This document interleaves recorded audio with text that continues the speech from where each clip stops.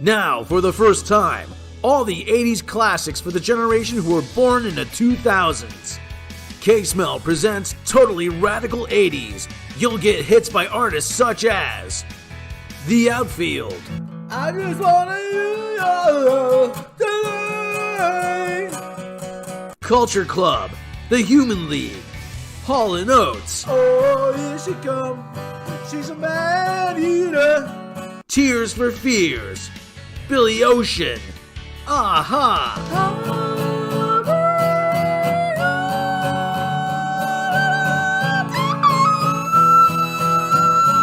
Simple Minds, Cyndi Lauper, George Michael, Never gonna dance again. Guilty feeling, got no rhythm.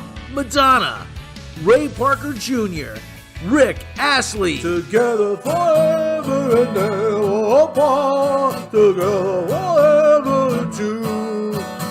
What'd you expect, a Rickroll? Yeah, we couldn't get the rights to the other one. Huey Lewis in the News, Kate Bush,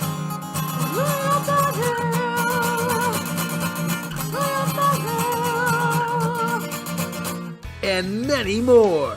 And if you act now, you'll get the best of 80s hair metal. Over 20 classic tracks by the most badass and hairsprayed rockers such as Poison, Every rose has its thorn.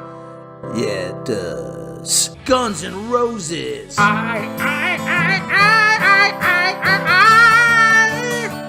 Metallica,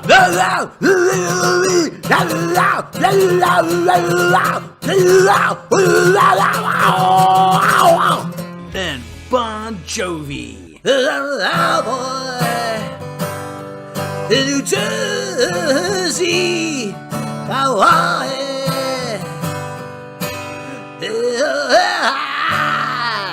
Send no money to K-Smell's Totally Radical 80s, Box 000, Hollywood, California. It's totally radical, man.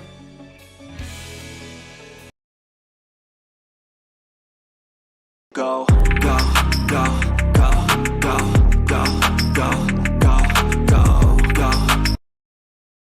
Crossing the interdimensional plane, she came to rule our universe and more. Now she will fulfill her most wantonly carnal desires. Michelle Yeoh stars in Section 31 from Outer Space. In her universe, she ruled with an iron fist. Now she seeks to dominate ours. In more ways than one. You may never know who she may eat or kill. And she may very well be the one who may be eaten herself. Who knows? You will have to see to find out. Written by Alex Kurtzman's editor, and starring recycled footage of Michelle Yeoh. Don't miss Space Cannibals from Outer Space. A movie so secret that its star doesn't even know that she made it.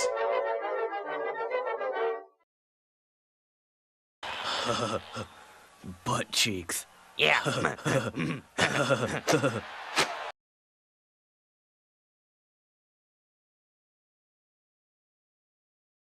Jason eats balls.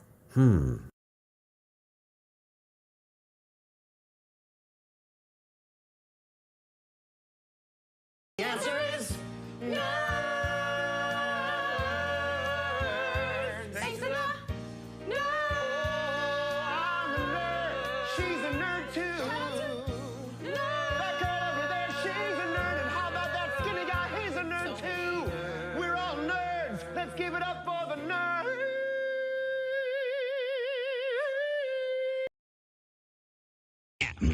Damn, we're smooth.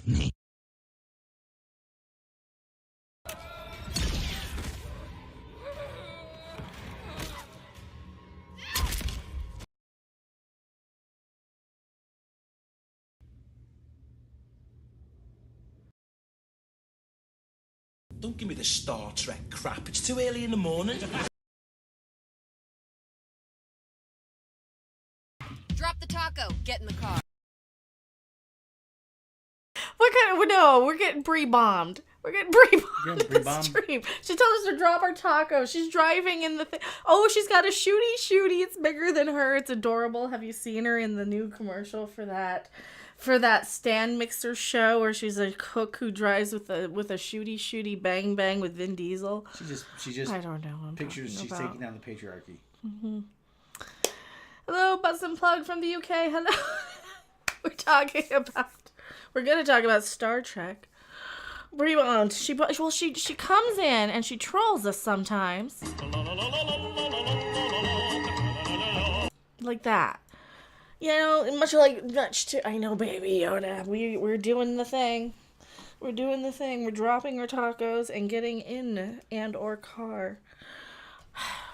Get my hair off my face. Serious taco dropping. Some serious taco drop. I'm gonna fix this. She's in like one of those Fast and something movies. But then she's got another show we gotta do a reaction to that I forgot about. We gotta do a reaction to that. I want to get my hair off my face, but it's not cooperating. Did I miss anything? Not yet. We're just starting. I'm trying to get my hair off my face and it doesn't want to do it. So, without being weird. Did you like this episode, Rob? Who are you? Why are you here? It's just like, let's get this over with. That was my thing. Let's just get this over with, please. I'm going back and rewatching concerts I was at from like 28 years ago. So, is that the right math? 28? Yeah, that's... We're trying to find... I am so not invested anymore in any of these characters because this was 25, 30 years... This was 30 years ago. This was over 30 years ago. Right? This is over 30 years ago. These are now the TV of the week movie versions of these old shows we used to watch back in the olden days, like the 60s with my mom's shows, you know? Like back when, you know, Green Acres was from, 30 years ago. That's what Star Trek is now. So we're seeing the return to Green Acres. We're seeing that with all of these new shows, with Star Trek and Star Wars and all these new properties that are now nostalgic things, right? And there's so many people treating them like they're not these nostalgic sort of... All right. I take Star Trek too seriously, so shame on me, bad me for being a nerd, right? Bad me for being a nerd, and I have to kind of put a little bit of this into perspective, right? Star Trek has been on so long, for so many iterations and so many forms, right? It is so many things to so many different people. When you hear people who like this new stuff, they're liking it because they like the movies. They like the action-y Trek. They liked First Contact. They liked a lot of the darker stuff in DS9. Is that fair to say? Like those type of... I think that's the type of people who are... I think that's who this appeals So to. I don't think that's a knock to anybody. I hope people aren't taking that. That's not a knock because, like I said, I like the Star Trek that's up its own butt. That's, they're... But it's really funny, right? I like the up its own butt and the really funny Star Trek. I like it being morally superior and doing things I would never do because it's the better person, I would be the one with the revenge. I would be that.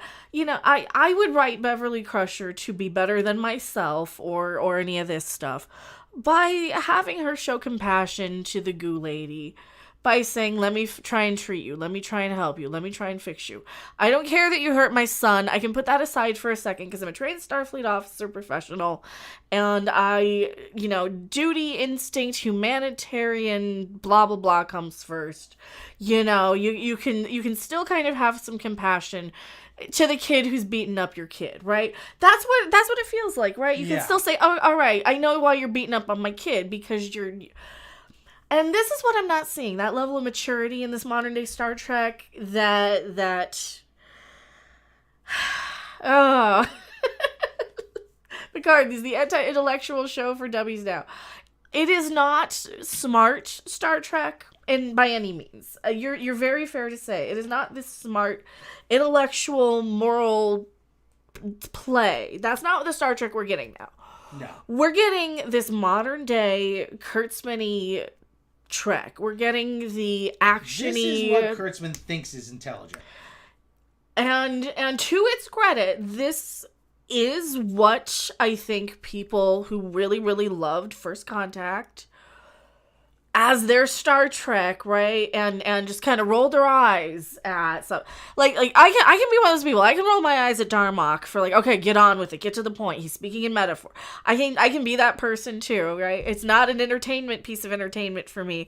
But the morality of it, that's why I like the Orville so much, even though I can't sit through it sometimes. Because sometimes I don't want the political messages that I agree with, right? So with the Orville, it gets really, really heavy political, but that's exactly where it needs to go. And I love it for it, but sometimes I just want to turn off my brain and laugh at Beavis and Butthead, right? That's where I'm at personally. If that makes me unevolved or whatever, fine. That's cool. However, I see why people like this right now that I've seen the ending, right? I see where it's concluded because they do leave you on a very high note that is exactly the same way I felt after going out of the theater in Rogue One, watching Star Wars, and seeing Darth Vader plow down the whole hallway full of the dudes, right? Yeah. Full of the little rebel a-holes. And you're like, ooh, Vader's back, right? Because they give you that little moment in this at the very, very, very, very end that you're like, oh. However, to get to that point, we have to sit through all of this Kurtzman Trek. I can't forget it because this is fresher in my mind than TNG. Sorry, I rewatched TNG like in 2007 in its entirety-ish, probably, maybe 2012 for the second time. And I've gone back and watched a few episodes here and there. My memories of Star Trek are fresher with this new garbage, with this Allison Pill coming out and singing, and well, she was singing "We're Running with the Shadows of the Night," and this might as well be Karen and Karen Star Trek with Raffi and Seven complaining and nagging the environment to death and stuff, and don't interrupt the time stream and like literally leave a guy back in time to change history to be an environmental activist because but it's okay if you're going to be an Guinan hates everybody, especially white people now. But it's okay. Judgy. But it's okay if you're going to be an environmental activist. It's very much written like Twitter. It's written like modern day Twitter. And Twitter isn't real life. And these shows and entertainment people, wow, the more people realize this. Like I was watching a stream last night. And I'm like, I'm glad there's other people out there coming to their senses about all this, like, outrage online crap. Because there's these people who are outraged all day, every day by something. They just jump to the thing, to the thing, to the thing, to the thing to be mad at. And don't get me wrong, I got it with Star Trek because they were rooting that. And then they were in Star Wars, like, right at the same time with just bad garbage. and it just seemed a little convenient. But where was I going with this?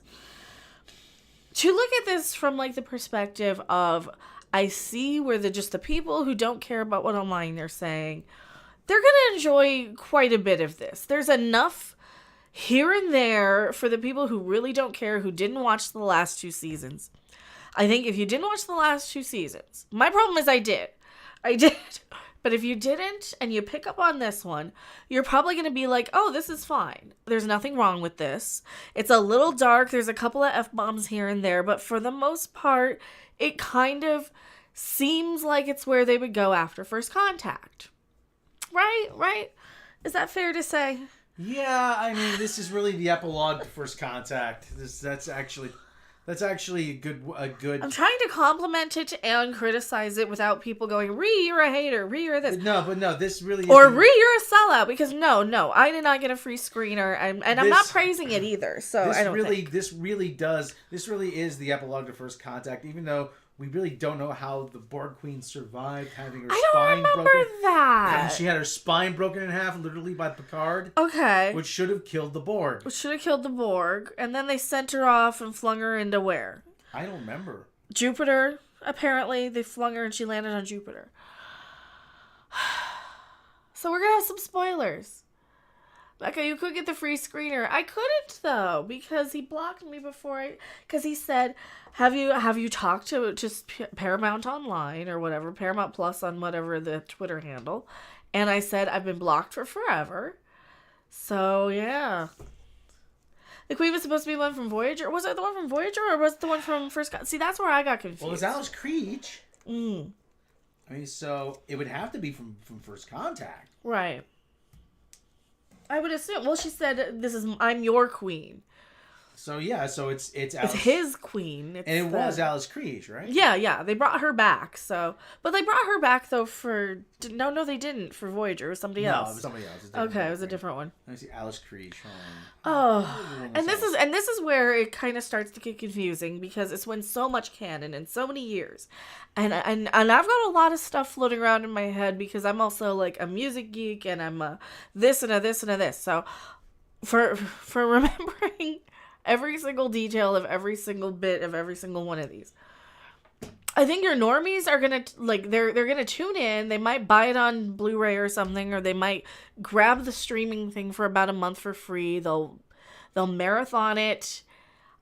It'll probably do okay, and I think people are gonna enjoy it just fine, right?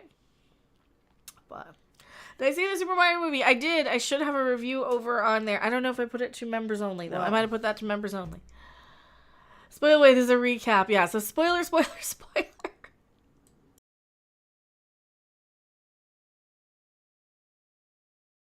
We start off with a black screen. So what happened? Where were we coming in at? Do you remember?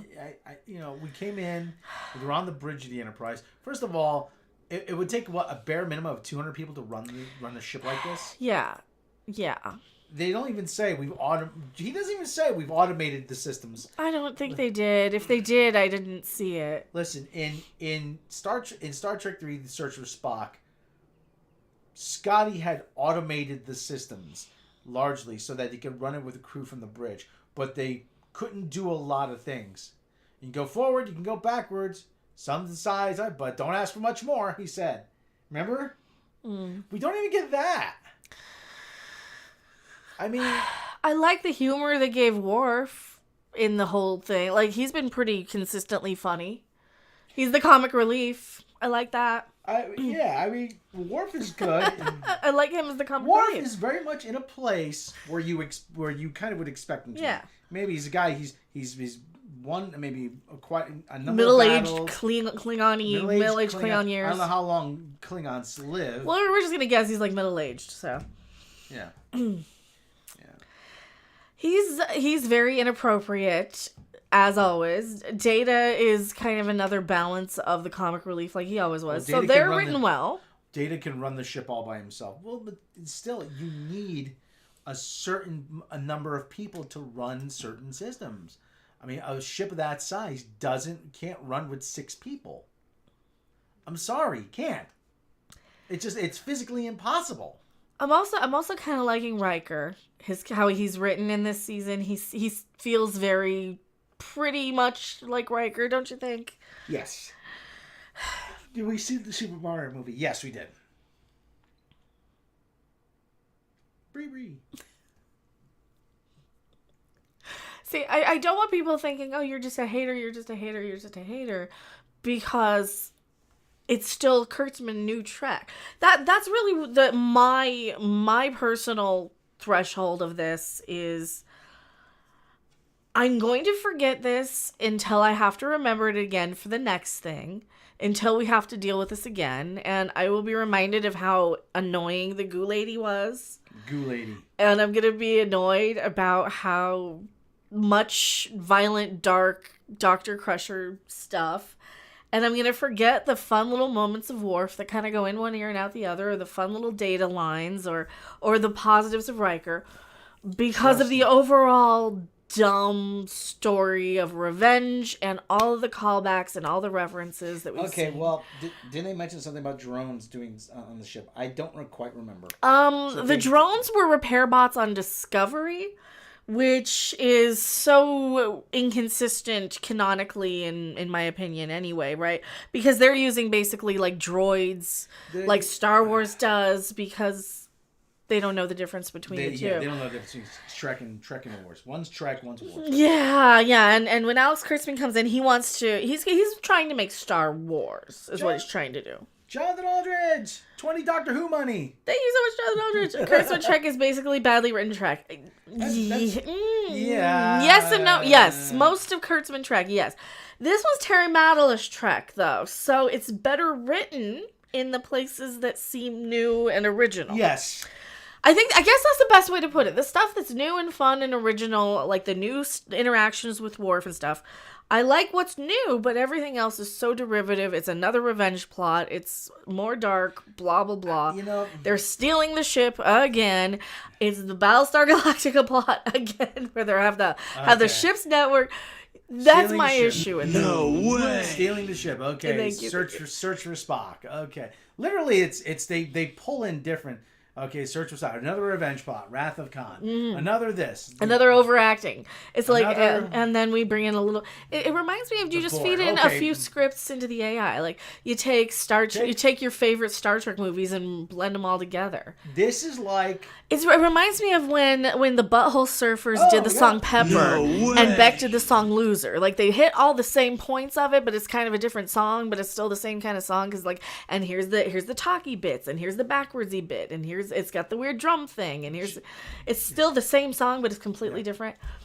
My comment claim from Steve Shive's channel, who thinks this. Yeah, I'm familiar with Steve Shives. I haven't seen him. Listen, I like Steve. I don't think Steve's a bad guy.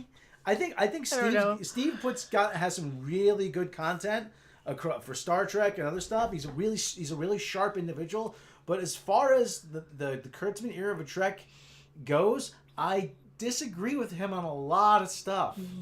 I mean, I have my listen. I'm not knocking him. Listen, he's allowed to like it. I just don't agree with a lot of things he says. Well, I think in this day and age on the internet, people are like, "Oh, you disagree? Well, therefore, I can't have anything to do with you ever again." Well, we get a lot of that now, well, and listen. I'm to the point now where I'm like, I don't like doing tribesies. I'm like, I'm gonna say what I'm gonna say, and I'm gonna go back into my little music geek world and my little indie gaming world. Shives is not a good guy. All right, I don't know who does he come across as being smug sometimes? I have no idea who he is. Well, I've seen him. Okay. Sometimes, okay? Listen, I don't know the guy personally. I've never met him. I've never spoken to him. I've had very limited interaction, which is probably zero with him. All right, well, like I said, he doesn't... He's allowed to think whatever he thinks of Star Trek. He's allowed to like it. He's allowed to think whatever he wants to. I have disagreed with him in the past. I'm to the point with like Star Trek and all these things, like between Star Trek and Star Wars and Masters of the Universe and all this stuff. Like, I understand what I liked about them, and I know that what I liked about them coming into it was probably not the same thing other people liked. Like with Star Wars, I liked the little puppety bits, and I liked the Muppety stuff. So the Muppety Lizzo thing didn't really bother me there. And like with He-Man and stuff, people were so mad that He-Man got killed, and I'm like, what? But Orko was the hero of the thing, and why do they have swords if they can't kill each other? So I'm kind of at the point now where people just are so mad and they want to find reasons to cancel things. This is exactly like what SJWs do when they say, oh, well, they twist something to find it to be racist or offensive or whatever. And that's kind of what everybody does. And I was seeing this on Twitter with people like with Star Wars, for example, recently, like that Muppety episode. You know, they're just literally looking for things to hate on. Well, listen, that's I think because I know I've been there with Star Trek too, and the difference, I think, with this is, like, I can kind of at least recognize, oh, okay, I see where people are liking this, but with something like Discovery, there's, like, literally nothing to like. It's just all this action-y, crybaby, I'm gonna say this. Dark, sweary, gory garbage, right? I'm gonna say this. Listen, but with this, I can see, like, they're going towards the movies and stuff, right? I'm gonna say this. This feels, looking back on it now, everybody talks about ChatGPT AI. This is almost as if you said to an AI, I want you to write a Star Trek series with Jean-Luc Picard, but I want you to take the best parts of Star Trek 3, The Search for Spock, 4, Star Trek 4, and Star Trek 2, The Wrath of Khan, and Battlestar Galactica, and First Contact, and come up with a script based on ideas around those involving changelings and the Borg. This almost seems like it was written by AI. Yeah. ChatGPT Trek. Because it's just so, like, there's little funny moments in there that seem real and legit, like the Worf stuff. But then, and then there's, like, other stuff that just feels so fanficky. Like, why does everybody have to be the kids of? Why does everybody have to be the descendants and the... Yeah, I don't like that. I don't like, we see that so often. Oh, this guy's son. It's this guy's daughter. We just did that with Star Wars. We literally just did that with Star Wars. I mean, I'm not showing up to... Everybody has to have a personal connection to something. It's like I'm not going to... Oh, what's a good example of this? Like, I'm not going to your favorite YouTuber's kids channel. I guess, I don't know, or you're not going to. I don't care what Stephen King's kid does. If I'm a Stephen King fan, let's just pull him out of my ass. Why not? He was on Twitter today. So let's say if you're a Stephen King fan, you're not going to see what his kid is doing.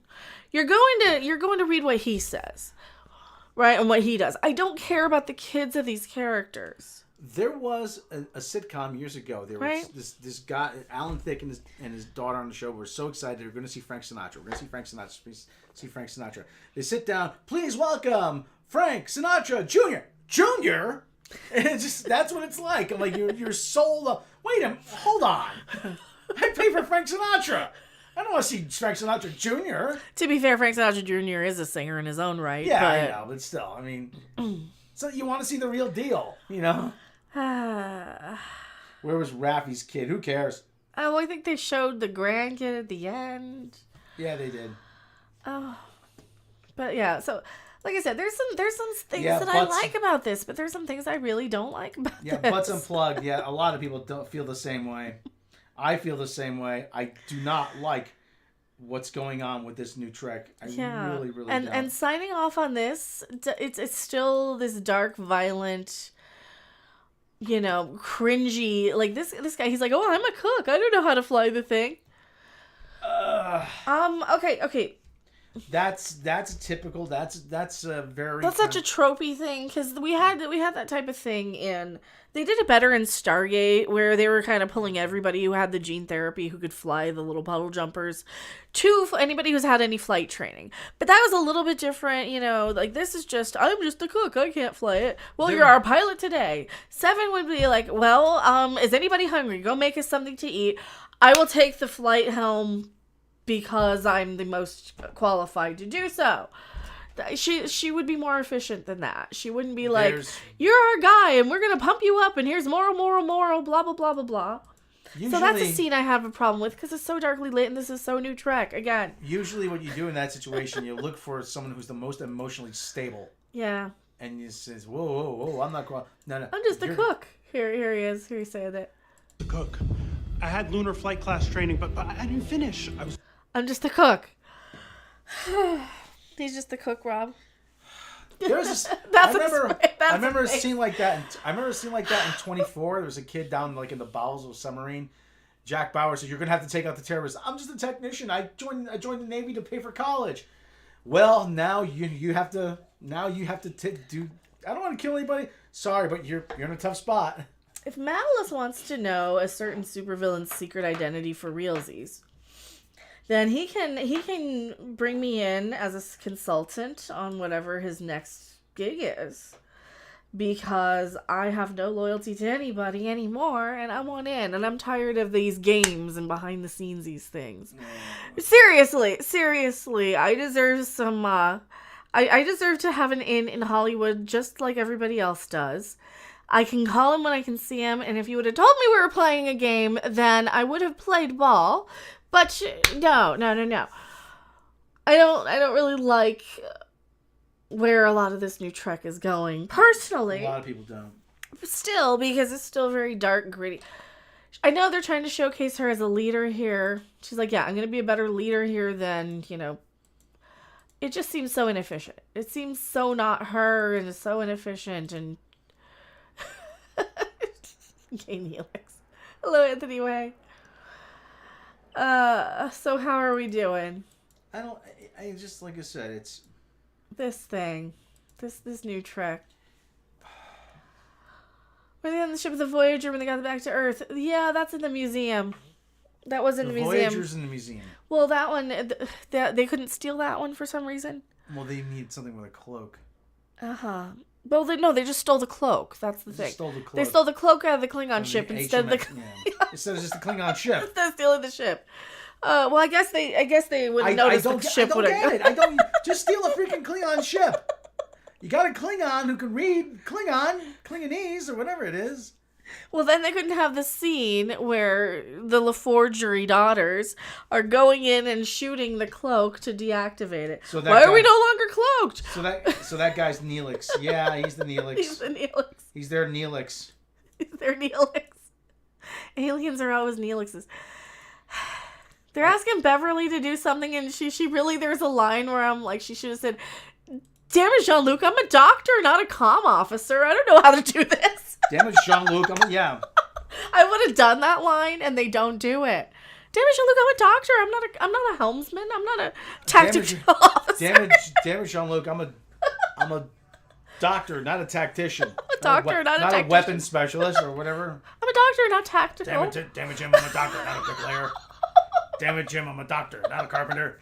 Damn it, Jim, I'm a doctor, not a doctor. Damn it, Jean-Luc, I'm a doctor, not a tactical officer. I don't know what I'm doing back here. Is there somebody I can heal? Does she have any job? It's like her and Deanna are still just sitting around doing nothing. It's like there's a reason why she was on sick bay. Oh, it's great. See, I can make these funny. I'm funny enough to make, like, I punched these all up yesterday, and now I've forgotten half of it. Thank you very much. You want to hire me on these, because I'm the actual funny one. Worf's lines. Wasn't there some other line we punched up here in the Worf line? Yeah, I mean, like I said, Worf line. What was the Worf line? I mean, listen, the whole... I'm really I'm on the fence about this. Here, you take over for a second here. Oh. I'm really on the fence about this because... It's bothering me. like I said, I'm really kind of on the fence about this. Hey, Michael Keller. Because it gives you enough of Star Trek to say, oh yeah, look at that. But we've seen this all before. It's just all bits and pieces borrowed from other things. Except for the zombie Borg, that's kind of new. Zombie Borg is kind of new. But who the crap wanted zombie Borg? Oh my god. Zombie Borg, what is this, a comic book? And the whole thing about, they just plugged... This is a video game. They just plugged Jack Crusher into the collective, and then it goes up here, doesn't it? Is this a USB-C connection? Yeah. Oh. I'm a doctor, not a YouTuber. That's mine. Yeah, I know. I'm hearting the chat. I'm hearting the chat. Maybe it'll work better if I put it up my nose. See, they show up there, look. Yes, they do, young lady. 100 in smiley faces. Oh my word. This technology is magical. Please welcome Frank Sinatra Jr. Jr.? USB plugs go elsewhere, Rob. Oh, I'll have to... Then, I have to shove it up my bum. Okay, very well, if that's what it takes. Ooh! Shove it in my pee-pee hole. So... Don't give me buttons, I'll push them. Oh, for God's sake. Button. What does this button... Okay, Dee Dee. What does this button do? Okay, Dee Dee. Dee Dee, have enough... Button. Dee Dee. I'm sitting here smashing it like I'm really doing it. Dee Dee, Don't give me a button, I'll smash it all day. Dee Dee, I've had enough of your tomfoolery. No. Button. Like I said, this feels like... Button. I'm curious now. What if I went on ChatGPT and said, write a Star Trek TV series that... What would a Star Trek TV series be like? You don't say write it. What would a TV series be like? It would be this. If you took elements from First Contact, Star Trek 3: Search for Spock, Star Trek 2: The Wrath of Khan, and Star Trek First Contact. I am gonna try it. I am gonna try it a little later. Should I try it now? Yes. Jonathan Aldridge, 10 pounds, Doctor Who money. I like TNG, but episodes of where Worf gets injured could have been written better. Yeah, there's some of the dark episodes there too. Where is it, up here? What? Chat G. Oh, let's see. No, I don't have it. Okay, well. You have it on yours. Yeah, I can log in on mine. Okay. Should I do there? All right, go there. So, Chat GPT. So, I mean, okay. How bad is my hair? I tried to get it off my face. It's not terrible. How bad does it look now? That's all right. It's a little sideways. Yes. I'm waiting for my new glasses to get in, too. So. My bumhole. Put it up my bumhole. We have the Sith Empire conquer Star Trek. See that? Well, they... Funny you should mention that. They do end up doing the Battle of Endor in this. For a little bit of it. What's there on the Enterprise? Yes. They make Data go in. Oh, here you go. Here we have fly Jack. through the... So here's the Borg Zombie Queen. The Borg Zombie Queen. Yes. So now they're stealing from G-Host. I mean, listen, it's They're stealing from 10-year-old ghost songs. Borg Zombie Queen. Zombie Queen ghost song. And now I'm gonna be on a ghost kick for the next 6 months. Yay! You're welcome. But like I said, though, I mean, we get to a point where, listen, I know everything's been done, okay, but still, it's just about the execution. Yeah, they got like zombie Borg. They keep passing here. There's like that guy's a dead Borg. It just feels, all this just feels like, good enough. You know? We need an ending. We'll slap something together. Zombie dead Borg thing. Zombie dead They're Borg cannibalizing. Thing. Like, they're cannibalizing the Borg to stay alive. Didn't they do that with, on Stargate? Didn't he steal that from Stargate? Excellent! I don't think so. Atlantis people, like, didn't the Hive Queens, cannibalize and feed on the other Wraith? Is that a thing that happened? Tell me in chat. I'm pretty sure that happened in chat. Like, they would feed on the other wraiths to stay alive. That was a plot once. I want to say it was an Atlantis plot. Probably. It's been a while since I like Atlantis way more than Star Trek anymore. Okay. It does work. Look. Yay! Woo! We got our maybe. Does that look like it? Does that sound like an Atlantis plot? Anybody seen Atlantis in chat? Okay, I've run out of emojis there. That's all right. Looks like a cross between Star Trek and Alien. Well, I'm just pretty sure that Atlantis, they fed on the other, like they fed on the drones to keep the queen alive. Like they would cannibalize them. I've seen Atlantis. Did that happen? That did happen? Okay, Butts and Plugs said it happened. All right. Okay, yeah. So she's feeding on... I'm pretty sure I remembered that one. She's feeding on the corpses of the deceased Borg. Yeah. To sustain herself. So, again... No problem in something like Stargate Atlantis where they're fighting. You didn't see it, right? No, I've never seen Stargate Atlantis. Okay, so they have this hand vagina feeder thingy, right? Vagina feeder? That like injects you. They stick you in the chest. These alien guys, right? Okay. They have like a feeder. They're like an insectoid sort of thing, and they're like a space vampire insect thing. So they inject you with the thing so they can feed on you, and then they kind of suck you dry and they leave you like a husk. Ew. Yeah. And it's kind of like how spiders will feed on somebody. So they can put you in like webs and all that type of stuff. Yeah, it's really gross. They're kind of like space spider vampire things. Right? It sounds like something Bart Simpson comes up with. Oh, it's a lot cooler. Okay. It's a lot cooler. And they all kind of look like Marilyn Manson in the Mechanical Animals era. Right. So... It's really cool. It's much better than you realize. I'm unfamiliar with it, but I'll take your word for it. But Stargate, you'd probably like Stargate SG-1 quite a bit because it's a lot more like Indiana Jones.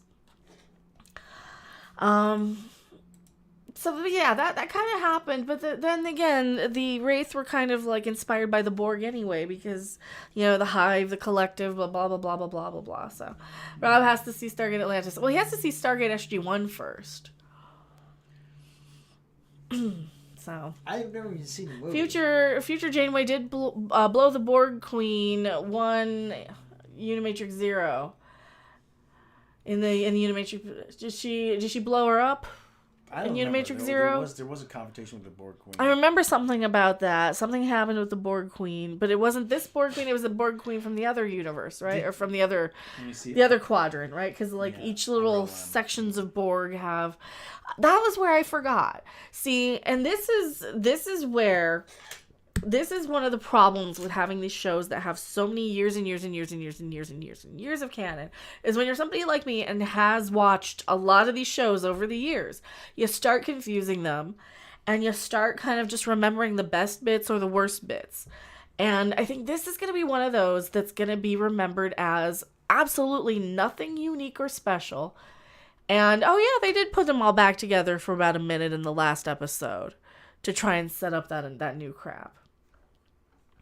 She made a queen collapse from a virus and knocked out the entire hive. That one I kind of remember. Totem specters, possible past future nemesis, foot soldiers. That's what these Borg represent. Well, they're more there for shock value, I think. I think they're more there to say, see, look, zombies are cool. Zombies are cool. It's scary and gross, and it'll make you kind of set the tone as weird, unsettling, haunted, scary, spooky, which is what the Borg were supposed to do anyway in the first place. These are all like these little subtle psychological cues to convince you that danger, danger, danger, scary, creepy, ew. So that's why zombies, not really a problem. I've seen it before. It's not going to be anything that's going to stand out, though. It's not going to be anything to, like I said, nothing to write home about. And then when you see this, right? So what happened here? They had to all transport all of the little Borg infected younger crew, and they've got them all behind like a. They got them locked in the. They transported them away. No, they shot them, and then they beam away, and then they stick them in a station behind a force field somewhere. They have like phaser rifle transporters, right. Something. I'm like, that's a Deus Ex Machina. Come on, they needed something to write themselves. Like, oh well, how do we? Well, what if they had phaser rifle transporters? Yeah.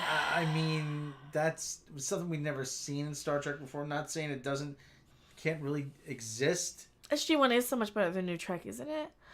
I mean, you could probably rig a site-to-site transport, but. As far as I'm concerned, First Contact was decent. If you love First Contact, this is your Trek. Like, if that is your favorite Star Trek, then you will have no problem with this. I genuinely think that. I think those are the people who really, really are enjoying this. People who are who loved First Contact, who loved Star Trek 6, who loved a lot of the movies.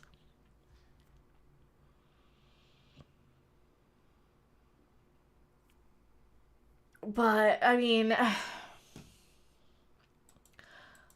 my problem is we didn't need a conclusion. So here we got Zombie Borg Queen. Yay, she's still alive and Jack's connected to her. Now we get kind of an interesting kind of line where Picard's like, I'm going to go be a father. But, I mean, okay, so first off, is Glenn Danzig going to sue them for any of these design sort of things? Because this just reminds me of, like, every one of his, sort of. You know, these, like, half-corpse women from back in, like, in the 80s era. I could go pull up some stickers from the box sets and stuff. I don't think I can because they're more nudie than that. He at least leaves some of the tissue intact, but... What do you think? Reminds me of some of the Glenn Danzig era drawings from his this is just where my brain goes with a lot of this, you know? Have you heard any recent news of the Toxic Avenger movie? I don't know anything about any Toxic... What are they doing with Toxic Avenger? I have no idea. I don't know. I don't think I've seen the original, though. Well, they'll probably make it diverse. Probably. Like First Contact, but not really like Picard. And I can see that too, because like I can take First Contact or leave it. Okay, data moment. I like the data moment here. Heart of the cube itself. Right. Okay. Where's the point? Oh, this isn't the same point. There's a point in Data. There's a point in this where Data is like, I want to fly through the thing. I want to fly through the thing. And Deanna's like, I sense enjoyment. Where Data's like, no, let me do it. And he's like a little kid, like, I know I can do it. Because, yeah, we've seen it before. Yes. We've seen it before. You've done it before, Data. I know you can do it. They know you can do it. Why are you trying to convince us? I mean, I like the little moment, and I like that Deanna can sense his excitement doing it. 7 said, if we survive this, you just invented the portable transporter. Yeah, I know that, yeah. It doesn't, it's still, though, it's kind of a cheap out, though. You know, and the other thing, too, is, what was I going to say? I forget. That's how we are. So Data basically flies through. What's he flying through? The Borg field, the superstructure, the Borg cube. Yeah, which is on inside of the gas of Jupiter. It's in the eye of Jupiter. Which they would be crushed by hypergravity. Well, that's later on.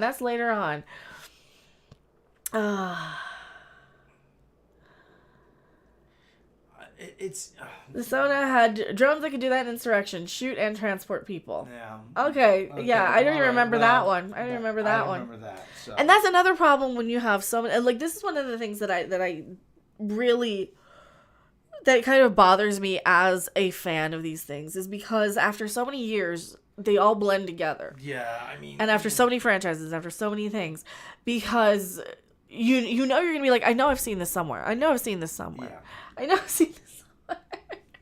Oh, thank God Wesley didn't come back. Why did they give Wesley a half brother? If they were going to bother to bring Wesley back, right? Oh, that's right. Well, they brought him back last season. It is his half brother, huh? Like he cares. Mama always liked you best. He's off with what's her face? He's off with that robot chick. So now we've got a robot chick out there in the... No, she's not a robot. She was a clone, a genetic experiment clone, something. Dr. Sung. One of the Sungs. One of the Data Sungs who just keeps cloning himself for all eternity. That's my headcanon, and I think Red Letter Media said it too, so that's headcanon. The Sung just keeps cloning himself for all eternity. But then why does he keep making androids if he can just keep cloning himself? I don't know. I guess he's like Elon Musk and he wants to put himself inside of a robot brain. What happened to B4? Okay, so they combine Lore and Data and B4 all in the same body and let them all fight it out. So you had Lore and Data kind of battling each other for personality, and B4 was basically like a unformatted hard drive or something. He's just like, I am B4. Give me programming. I am B4. But remember at the end of Nemesis, he's sitting there with Spot. I am Bender. Please insert girder. Trying to keep track of the nonsense gets increasingly more impossible. I don't. Well, I didn't have any love for Wesley anyway. He was I'm just glad they didn't turn the lights all the way down. They could have turned the lights on a little bit more, though. They could have made it a little bit brighter. She'll pop up sooner than later. She'll pop up sooner than later. Pun intended. Is this where Data likes flying? Is this where he likes Excellent! it? Here goes nothing. He wants to fly. And then he's like, I'm enjoying this. I like flying. Can we please? I like flying. Can we please? So this is just a repeat of life forms. Where's my... Oh, I don't have my soundboard. If I have my soundboard hooked up, trust me, I have the life forms thing. Can we please stop calling anybody who's at the helm a pilot? They are not a pilot on a ship that big. You are a helmsman or helmsperson, or you are at the helm. Something to do with helm. Mm-hmm. Helmsperson. Helms they them. The they themsman is what we call the helms lady. Helms pilot. Which is bad, but we call her the helm we call her the helms they themsman. No, the they themsman. I don't know. This makes my head hurt. Helm, take us to this. On my mark. Mark, is it that hard? Take us to up your butt that way. On my mark, Mark. Is it that hard? I'm still mad about that from yesterday. The crew wants to be inclusive because they want to be part of this stuff. Only one person flies the ship, and it's Captain 7 of 9. And her non-existing hips. She's the hip version of what Brie Larson is to butts. Isn't she? Yes. I'm looking up for this. Oh, for God's sake. So we need to take her chest. Helmsman. Who's got nice hips? Who's a girl who has nice hips? Not Shakira. She doesn't have any either. And then some girl who has like really nice thighs, and then we'll take a perfect woman. You can't call him a pilot, but it's more typically a helms person. I don't know what I'm talking about. Did you guys see the Bud Light commercial from like 1994? Should we show it to them? Here, look what Rob found. Yeah, I've been... Look what Rob found. Oh no. Look what Rob found. Ah. A helmsman steers the ship. The captain gives orders. The pilot gives advice. So really...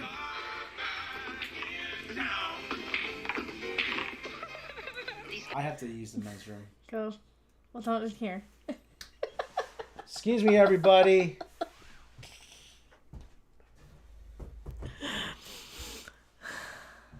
I think I remember this commercial. They're groomers. Who are you calling guys? They're ladies. They have women pronouns. They're they, them, women people. They're groomers. Looks like you're in the finals. Ma'am, for the great taste that won't fit.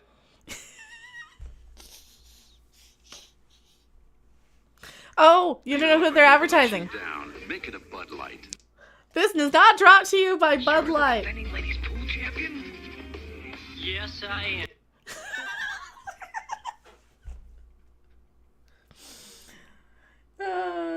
So they're all mad now because they're all a bunch of outrage addicted morons. They think reality. These are the same people. Okay, I was watching a stream. I gotta take a derail while Rob's in the bathroom. Here's my social commentary portion of the stream. Here's my social commentary. While Rob is in the bathroom, here's my social commentary portion of the stream. It will be concluded when the Star Trek comes back. So everybody has decided to go after the community of people, right? Because one T girl got sent a can of Bud Light with her picture on it a month ago. So everybody's mad about this and deciding that they're going to boycott Bud Light, and they're going and sending a cancel mob to this girl, Dylan somebody, Mulvaney somebody. Because why? Because why? You're the defending ladies pool champion? Yes, I am. Bud Light. It's a Bud Light commercial. These are Bud Light commercials. This whole thing. Fill you up and never let you down. Make it a Bud Light. I'm not sponsored by them, but I mean, people forget and are outraged by the craziest stuff. So I refuse to join the cancel mob against that person. I don't know why I'm singing it. But I refuse to join the cancel mob against that person because I don't care. I don't drink it in the first place. I'm not going to send a bunch of negative garbage to that when clearly Star Trek is the thing that I'm mad about. And I will direct my anger towards the bad writing of Star Trek, not somebody who has nothing to do with it, not somebody who has nothing to do with some tragedy that happened somewhere else but by some other person, like when James O'Keefe stormed into the bathroom and blamed Dylan Mulvaney for that. She had nothing to do with it. I think Twitter has more to do with it than she does because Twitter's the one who makes everybody crazy. Twitter's the thing that makes everybody forget. Right? These people who go around on Twitter, on social media, and on YouTube all day, they're like, this person who works for Mr. Beast, he left his wife. Okay, guess what? Men left their wives and broke up marriages on Oprah 30 years ago, 40 years ago, and there was a bunch of bored, stupid housewives sitting around being outraged by that then, too. Okay? They just didn't have social media accounts and influence over everybody. They had to, I don't know, kiss up to a network to get their faces on TV before they were outraged. No, now any idiot could do it if they say the right thing and get the right amount of following and happen on the right algorithm at the right time with the right outrage. I know, because I've accidentally been part of that crap, and I didn't want to be, and I didn't mean to be, and I'm sorry, and I'm going to try not to do it again. Because I don't. Seriously, that's the other new thing that are going on. They're saying that, and they're only targeting when it's guys who leave their wives and to change their whole entire genetic makeup or whatever. And that's the only time they're getting mad about it now, because what happens? They're chasing that dragon higher and higher and higher to the next. And I don't know if I can show you this because my Twitter's full of nudie stuff. So beware on my Twitters. They're chasing the dragon to the next more and more and more outrageous thing. And the more and more outrageous thing, like look what they're doing with Timmy. With Timmy forgetting about this commercial altogether, and he's all mad about Budweiser. He says, we're going to cancel you. Oh, we're going to cancel you because you're Budweiser. Or this other one. Where's this other one? Where'd she go? I was yelling at this lady. Who is she? Has she blocked me yet? Probably. I'm getting there. This lady. My latest video about YouTube trans widows are women who are abandoned after years and blah, blah, blah. You know what? In the 80s, they would sit around and be outraged by men on Donahue. Excellent! Add to that Mecca. If they're like my Irish great-grandmother, they would have been tough and got on with it. Fall off that dirt bike, kid. Add to that Mecca. If they're like my Irish great-grandmother, they would have been tough and got on with it and found a way to make ends meet. Yes. In the 80s, these women would sit around and be outraged by the men on Donahue and Oprah for destroying marriages by cheating. Excellent. Now it's because the internet outrage addiction. They need to find that next dragon. They're all sitting around going, a transition ruined his marriage. Look, that child is wearing high heels. Oh my God. You don't care. You people don't care. You're just outraged to be outraged. I've seen this before. These are the same people who do the same thing over and over and over.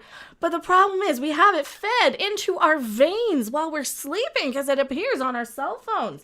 And it's right there at the top of our feed because it's the thing that I'm going to yell at first thing in the morning, like this one because I'm yelling at her. I'm going to have to block her in a couple of days because I'm getting that little hit of dopamine every time when I wake up because I'm there and I'm like, oh, who can I yell at today? Who can I yell at today? Who can I yell at today? And now I'm outraged by being addicted to outrage that I'm addicted to, that I can't wait to wake up and yell about. And this is how I know it's happening because it's literally happening to me. It's literally happening to me. I'm there, can't wait to yell at Timmy or any of these people or Dr. Maria Lupus, whatever her name was, or any of these people. Babylon Bee is probably going to get it. They're paying $1,000 a month for their little check mark. They're paying $1,000 a month for their yellow check mark. And these are the type of people who are mad and they're going, neater, Bette Midler can't pay $8. I'm not paying $8 for a Twitter check mark. Who am I trying to appease? The tribe of people who are literally so mad about a woman or a guy in a dress, quote unquote, according to them, getting a can of beer, quote unquote, a chick with a dick and a can of beer sent to them in the mail. That they're sitting around finding other people to be mad at, finding other people who have similar things to be mad about. They're sitting around not realizing that Budweiser, for crying out loud, already had guys in dresses back then. You got Kid Rock who got busted with a picture of Dennis or somebody in a dress, some guy in a dress. Let's give Becca money. They're not going to give me money to be outraged by it. But you know what? This is my latest outrage. And if that's going to lose me people, I'm going to go back and talk about Star Trek. Sorry, I had to clip this one. I've been meaning to talk about that for a while. All right, Rob. put on Twitter like 2 times. Get off of Twitter. Oh, get off of Twitter. See, I see all this stuff and I'm like, I know exactly what's happening, but am I ready to put it down yet? Because I do make a living off of YouTube being mad about this stuff, but I also like having the common sense. And that's not going to earn me like this tribal following, but like the smart people stay. Like Jonathan, I'm so sorry I yelled at you. Anybody I yelled at the past year. Except if it's on Twitter. If it's on Twitter, you might deserve it. I don't know. Maybe not. Where's my thing? We're going back to Star Wars. Star Trek. Well, turn it into Star Wars. What am I doing? Rob, are you back yet? I don't know if Rob's back yet. Rob. I don't know if he's back yet. Well, that's the one downstairs. I don't use that one. He's drowning. He's probably grabbing something to snack on while I was yelling. Where were we? We are talking about Picard. I just had to yell about the beer thing in the middle of it while I was thinking about it. Speaking of being outraged to be outraged, it's like, what am I mad at? I'm mad at Star Trek. I'm actually mad about some of this. I'm mad that people got screeners just so that they could get in on the back end to what? To get some consulting gig, to get some nice big fat paycheck because they're saying the right thing, because they're promoting this shit. I mean, that's what it feels like to me. That's what it feels like to me. Because when I see people tweeting out, oh, Terry Matalis needs this new series with his core group of consulting people, a group of inside people, I'm like, oh, that was what it was? And I could, That's what it was? Yeah, and I'm never going to get in on something like that. Neither am I, so, I mean... And that's really disappointing. I mean, but then again, I'm not, I didn't really get in, I didn't think that that's where it was going anyway, but, like, if there's an option there,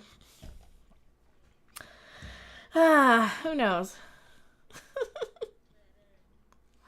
Is Jordy shocked at that? Not with the Kermit, Rob. Why does Jordy look shocked? I don't remember. What was going on now? We got the board. They've crossed into the dead zone.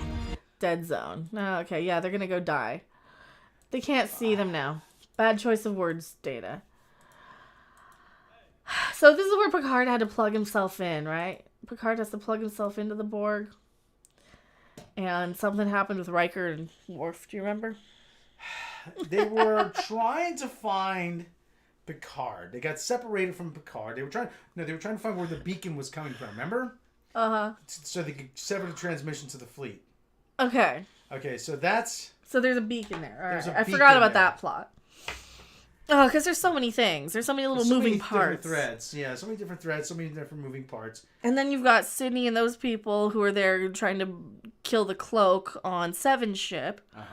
And then you've got the Enterprise and that crap happening. It's like they have so many of these little stories and plots. It's like, I don't want to follow Seven and those people now that we have Riker and Worf and everybody back on the bridge. That's where it really, really falls apart for me, is because, like, okay, I just don't care about these characters still. I don't want to know what's going on with Seven and Raffi. I don't care about Captain Seven and Raffi. Don't care about it. Don't care about them. Hate them. Yeah. Hate's is a strong word. I'm tired of them. I'm tired of them. I didn't, 7 of 9, I liked her in Voyager, but I do not like whatever this Annika Hansen 7 is. Because she's playing more Jerry Ryan than 7, and she's... it's so different than where I left her. And I don't like that with characters that much. Because Worf isn't that different. Geordi's not that different. Picard's not that different. Beverly's dumb. Beverly's a lot dumber. Beverly is... Because what Beverly had leather pants on. Probably. So Picard sticks himself back in because Jack is now a Borg and he wants to stay. He's like, I like it in here. It's warm and cozy and yes. And people like me. People like me. I never have to go to the bathroom. It's like, okay, you're connected to what, everybody under 25, a bunch of idiot millennials now, who are now as dumb as the mindless collective. Like, is that what Terry Matalis is trying? Is that why people like this? Is because it's a shot at millennials? Millennials are dumb and have a hive mind and can be easily controlled by whatever the media tells them or whatever the Borg tells them to. Whoever controls them. Maybe that's why I didn't get a screener. I was too old for this crap. Probably. It's like the younger people who are like, oh, it's the bestest whatever. It's The end has some payoff. I will give them that. And I said that in the very beginning. The end has some payoff.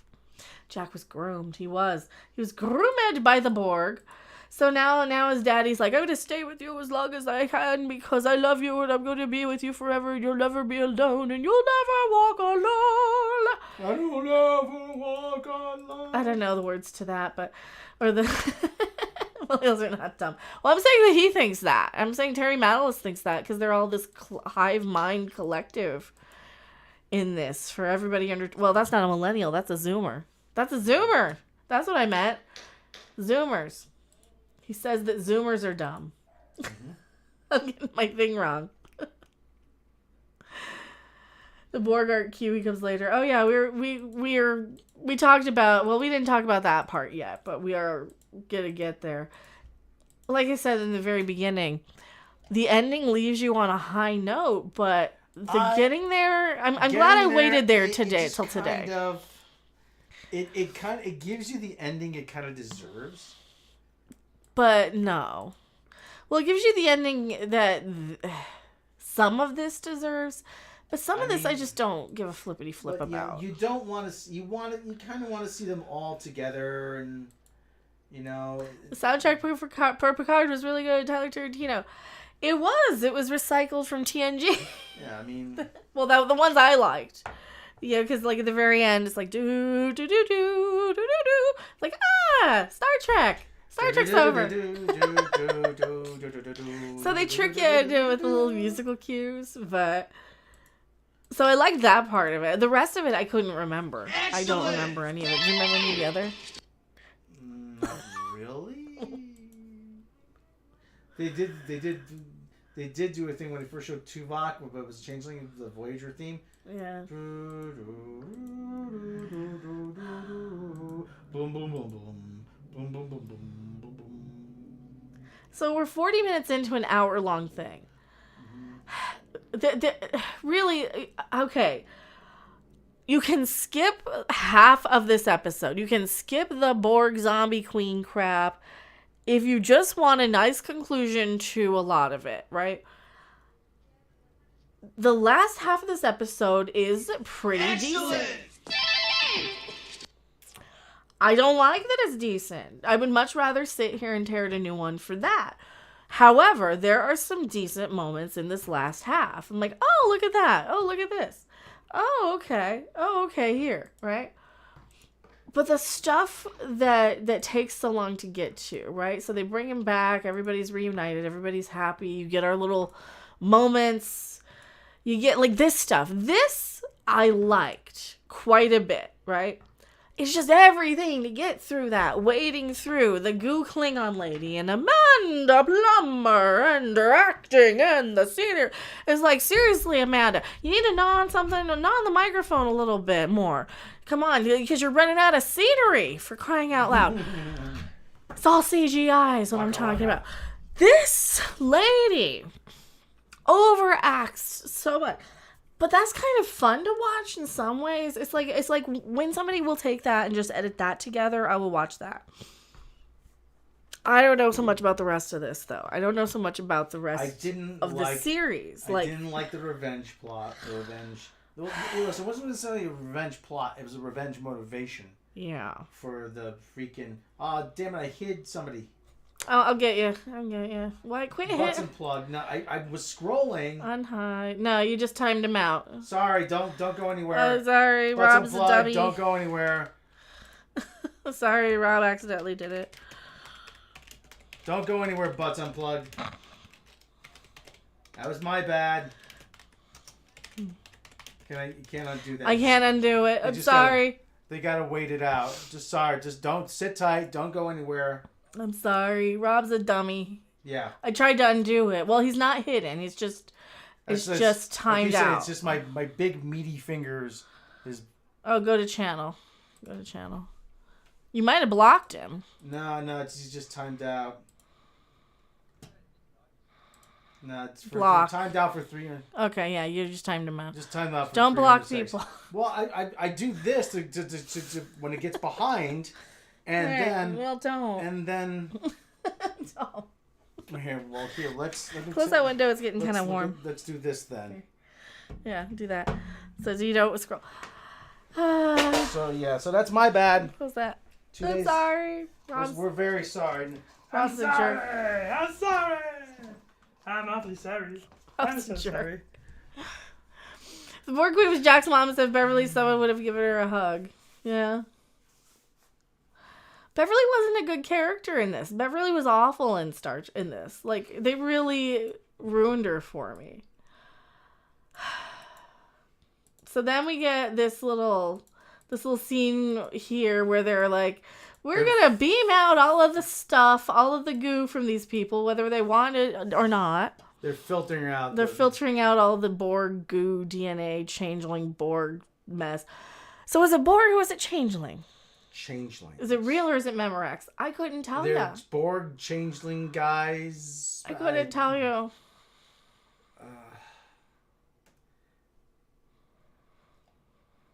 Did Rob want to? Did Rob want to block? Oh, he didn't. No, it's an accident. No, it was an accident. I was trying to scroll, catch up with the chat. And I almost do that when I'm just spamming the little hearty hearts. Yeah. So I'm sorry. So we have real Tuvok now. So I thought he died. That was just a changeling. No, that was a changeling dude. Okay, so where was real Tuvok then? I guess in that office? I guess. I mean, there's a lot of stuff we kind of don't know. So okay, so if he was, because half of how they infiltrated Starfleet was to just take over those people. Well, he got killed. They blew him up. Real Tuvok? They blew up changeling Tuvok. Yeah, they did. They just kind of assimilated changeling to the people, right? Yeah, they did. I mean. Or no, because in the first thing, it was the girl because she was laying and she saw her dead body there. So then half of them are Borg. Oh, this is where it falls apart. This is where it's new Trek again. Okay, so were they changelings or were they Borg? I don't know. You got too many plots that are littering up the thing. You got too many little plot threads, and they just kind of. They're Borgs and changelings. They kind of go off these directions, you know. Yeah, well, they were Borg. Okay, so the young kids were the Borg. So then what do the changelings have to do? Then why are the changelings there infiltrating? They were infiltrating because... Why were the Borg... Why was the changelings sending the... Why were... Okay, why... How is the Borg and the changeling... How are they working together? So the Borg and the changelings were working together to infiltrate the Federation, or was the Borg just taking advantage of the fact that the changelings were... This is a lot more convoluted than I thought. Okay, the Borg tech that was implanted was done by the changeling. Okay, so then why are they using... Okay, I guess they both had a common goal? Why are the Borg... This is too much! Oh god, I hate this. This makes my head hurt. I hate This kind of reminds me of like The Simpsons. We are desperate to sell. You want to buy? We are desperate to sell. You know, when Mr. Burns wanted to buy the power plant back. I'm sure even the writers aren't exactly. This is more this Discovery crap. Like remember with the Klingons. Remember when they changed the Klingon by changing his DNA. Or something. Remember it was Ash Tyler. Remember the Ash Tyler show? This is Ash Tyler all over again. This is Ash Tyler all over again. They wanted to use Ash Tyler to... They both wanted to destroy the Federation after the Dominion War. That's from Voyager. Multicultural diversity, abandon hope you watch. The Queen said they had a common enemy and joined forces. What? So they were going to be spared assimilation if they teamed up? I mean, this is kind of...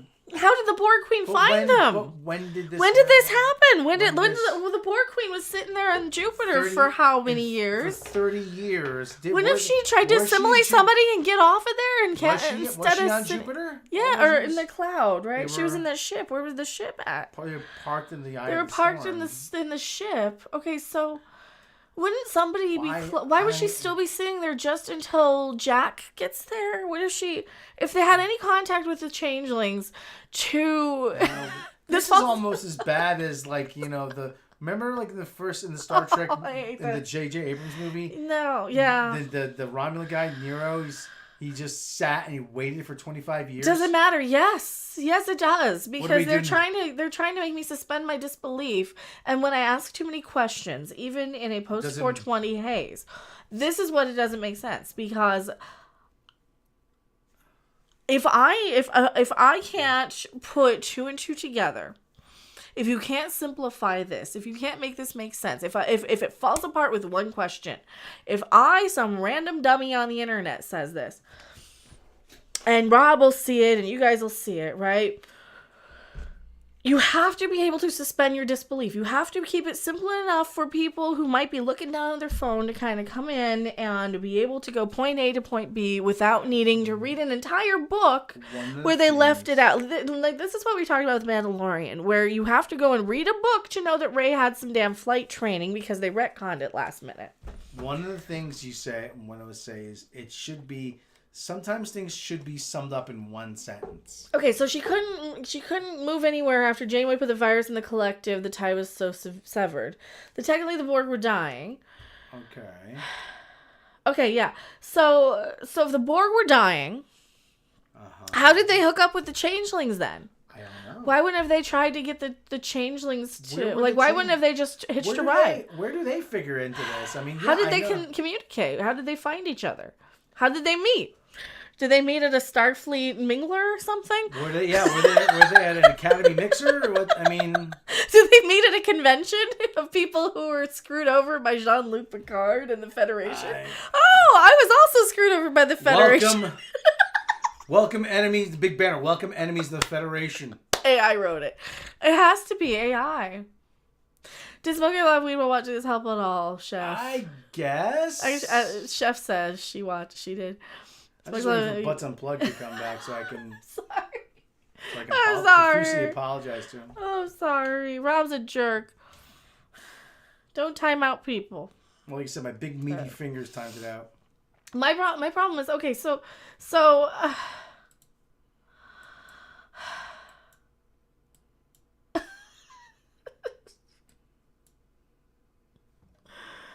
I don't know.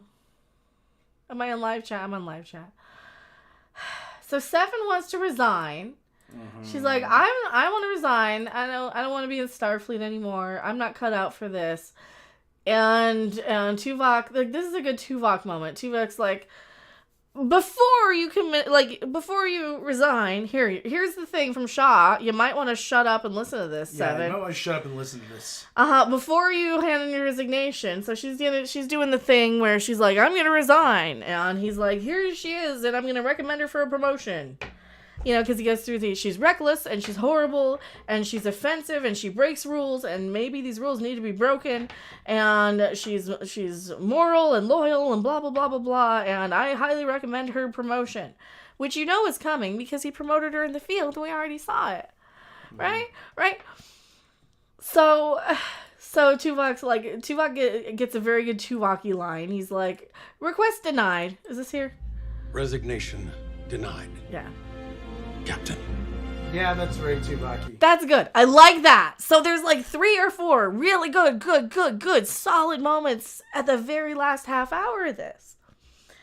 And that's where we really kind of get this moral dilemma of, can I recommend this for the last half hour of 3 seasons of this, 4 seasons of Discovery?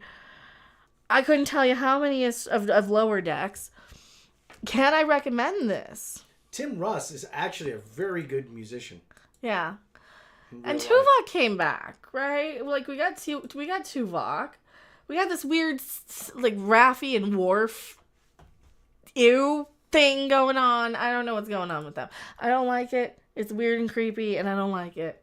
Rob, you broke my heart. I'm sorry about the Rob did it accidentally. Yeah, you're gonna. I'm so sorry. Please forgive me. Are you gonna? I'll yell at him for you. Are you gonna do like Michael Corleone? Give me the kiss of death. No more. You broke my heart, Fredo. I know. I know it was you, Fredo. You broke my heart. Fredo, come on. You're still my brother. So yeah, there's some good moments in this. There's some great moments in this. Yeah. Data is in therapy with Deanna. And she is searching for vacations while she's in therapy with him. Yeah, like I said, don't blame me. It's these big meaty fingers, as you can see, that can't navigate a screen. Oh, yes, and I love you in a completely appropriate way. I'm going to drop Rob off with Book Lady. And I'm going to go back chasing bands. Asian Book Lady. Go back chasing bands. Asian Book Lady. Okay, you can have Book Lady. Well, at least I know she can read. Deanna. So I liked this moment with Deanna and Cisco isn't dead. He's a prophet of Bajor. Challenging. I like the Data. I like that. I like moment. that she's talking. He's talking her to death. Yeah, he's in therapy because he's got all this new crap in his head, all these new emotions. He's got lore floating around in there. I like that one too. I like that one. But for crying out loud, and she's there. Oh look, we've gone past our time by over an hour. Our time's up, and then she's actually looking at vacation spots. Inclusive getaway, 5-night stay. Where? I don't know. Where am I going? Where can we go for somewhere for an inclusive 5-night stay? And somewhere that probably anywhere that would involve a boat. A boat. You don't want to go to where? We have to be a boat asshole for 5 nights. I could probably get a cheap cruise somewhere. Where should I go on a cruise to? So Data's in therapy. This is kind of cute. Still batshit. Stop it. That's cute, even though he says he's batshit. I like Riker and Deanna in some of this, right? So, like I said, the last half hour gives us some of the better Trek that we've gotten out of this new Trek, I think. Does Risa still have cruises? Probably. I hope so. I love the fact that dating's counseling. Yeah, and I like that they're kind of ripping on him because they're... But still, you know Data's nuts. Because he is. He would be. And the bridge, of course.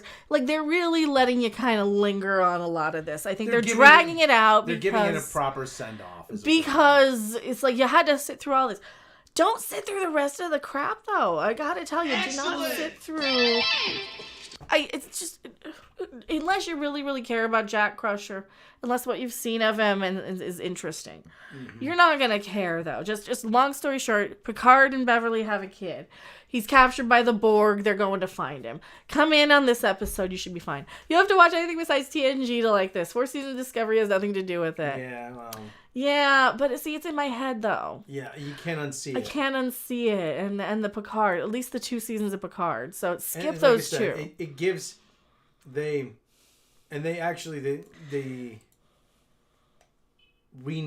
is the thing. A lot of people say this. It really doesn't make sense. It really should be a brand new ship. Yeah. So here's where the spinoff that they're trying to will into existence, that Rob thinks that they already have a series order for. Probably they're just waiting for an announcement. Here's my theory. Well, here's the other thing, too. They have to settle. They have to get a new contract with the writers. Mm-hmm. Okay, they have to get a writer. They have to get writers. But the contract with the but there's ongoing Writers Guild of America negotiations going on, from what I heard. Mm-hmm. So the last thing you want to do is greenlight a series and then have it just have writers. No writers, yeah. Which is why I think the Section 31 is going to be all pieced together crap. The ship exists in the Star Trek game. Mm-hmm. And that's another thing. They're trying too much to tie these into the video game and to this sort of fan base. There's a lot of what you call disparate elements to it. The Star Trek Online game, apparently. Yeah. They're trying really hard to kind of make this for the Star Trek Online and the Star Trek convention type people and that sort of crowd, right? So they're really focusing on that. So the rest of us, we're kind of like I don't think they're going to get the mass majority of. Well, Star Trek was always a niche of a niche of a niche anyway, but they're not going to get like the people who just kind of watched it in syndication when it aired or in reruns or all this time. They're not going to get a lot of those people really on board with this stuff. This is more for like your convention-y people who, I think. But, man. One of the things is they have, like I said, they're definitely leaving the door open. Do you think there's a civil war behind the scenes? I don't think there's a civil war, but I think a tug of war? I think there's a tug of war. I think that Kurtzman wants his shit and Terry Matalas wants his stuff. And Kurtzman is so much of a power force in Hollywood that Terry Matalas needs that push no matter from who. And here's the thing. Seeing this now, this is better than Kurtzman Trek. However, it still has the stink of New Trek all over it with, you know, the goo lady and the, you know, just all of the reference, copy and paste sort of storyline. Here's the thing. We have strange new turds. Mm-hmm. Okay, listen, that's just cringe funny. That's garbage. Cringe funny. But the thing is, people like it better than what's come before it. Mm-hmm. Okay, people like this better than what's come before. Okay, so as well. So Kurtzman, you don't think Kurtzman has eyes? I mean, he's sitting there and saying, "Oh no." People like that stuff better than my stuff. Oh, yeah? Well, I'll show them. Do you think he's that egotistical? Yes. Or as Kurtzman say, I'll show them.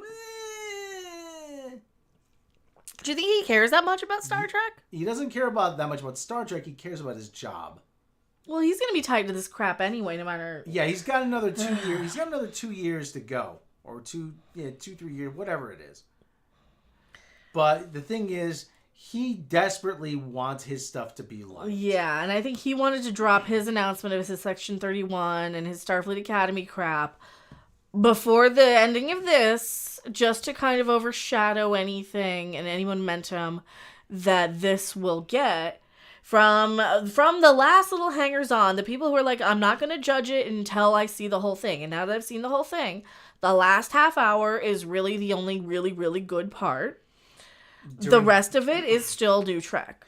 During the Q&A after the series finale, one of the questions was, will Terry take over? There was no answer. I don't think there is an answer. I don't think they want him to. I don't think they'll let him to because they still have Kurtzman's still under contract. Mm-hmm. But at the same time, again, people like the stuff that isn't Kurtzman's more. And that has got to stick in Alex Klutzman's craw. Something awful. Yeah, the Akiva Goldsman is the Strange New World stuff. And a lot of people still kind of blame him for it. It's like, no, that's all Akiva Goldsman on Strange New Worlds. That's hardly anything to do with Kurtzman. And so...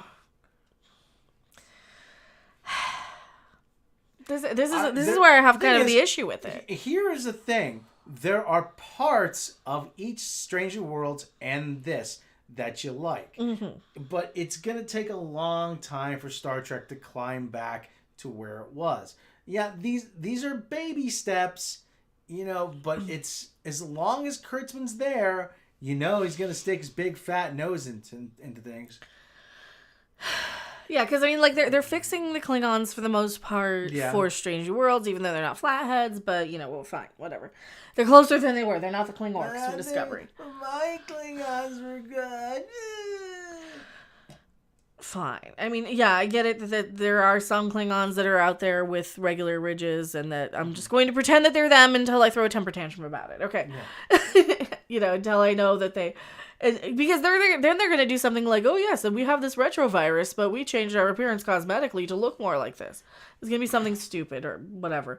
They need some sort of line like that to, wave it away.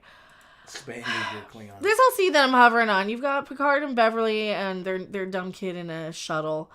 He's pacing around. He's all nervous because it's his first assignment. He's the first assignment. He even makes the joke nepotism, maybe, because he gets assigned to this flagship, this new important flagship. And it was the Titan. It's Seven's ship. They've renamed it, though. Remember I was saying just call it the Enterprise? Yeah. Just call it the damn Enterprise. It's the Enterprise. Well, they're calling it the damn Enterprise. And they're going to call it the damn Enterprise. They're going to call it the damn Enterprise. Did they show it here?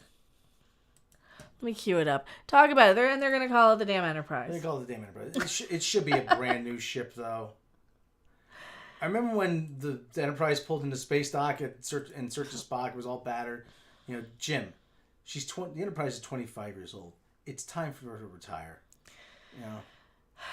I mean, these ships have quite a long lifespan. But was it the Titan like a Stargazer? You know, it had the little four-banger in the cells. The Titan was supposedly like an Ares class ship or something like that. NCC 666 USS Damned Enterprise.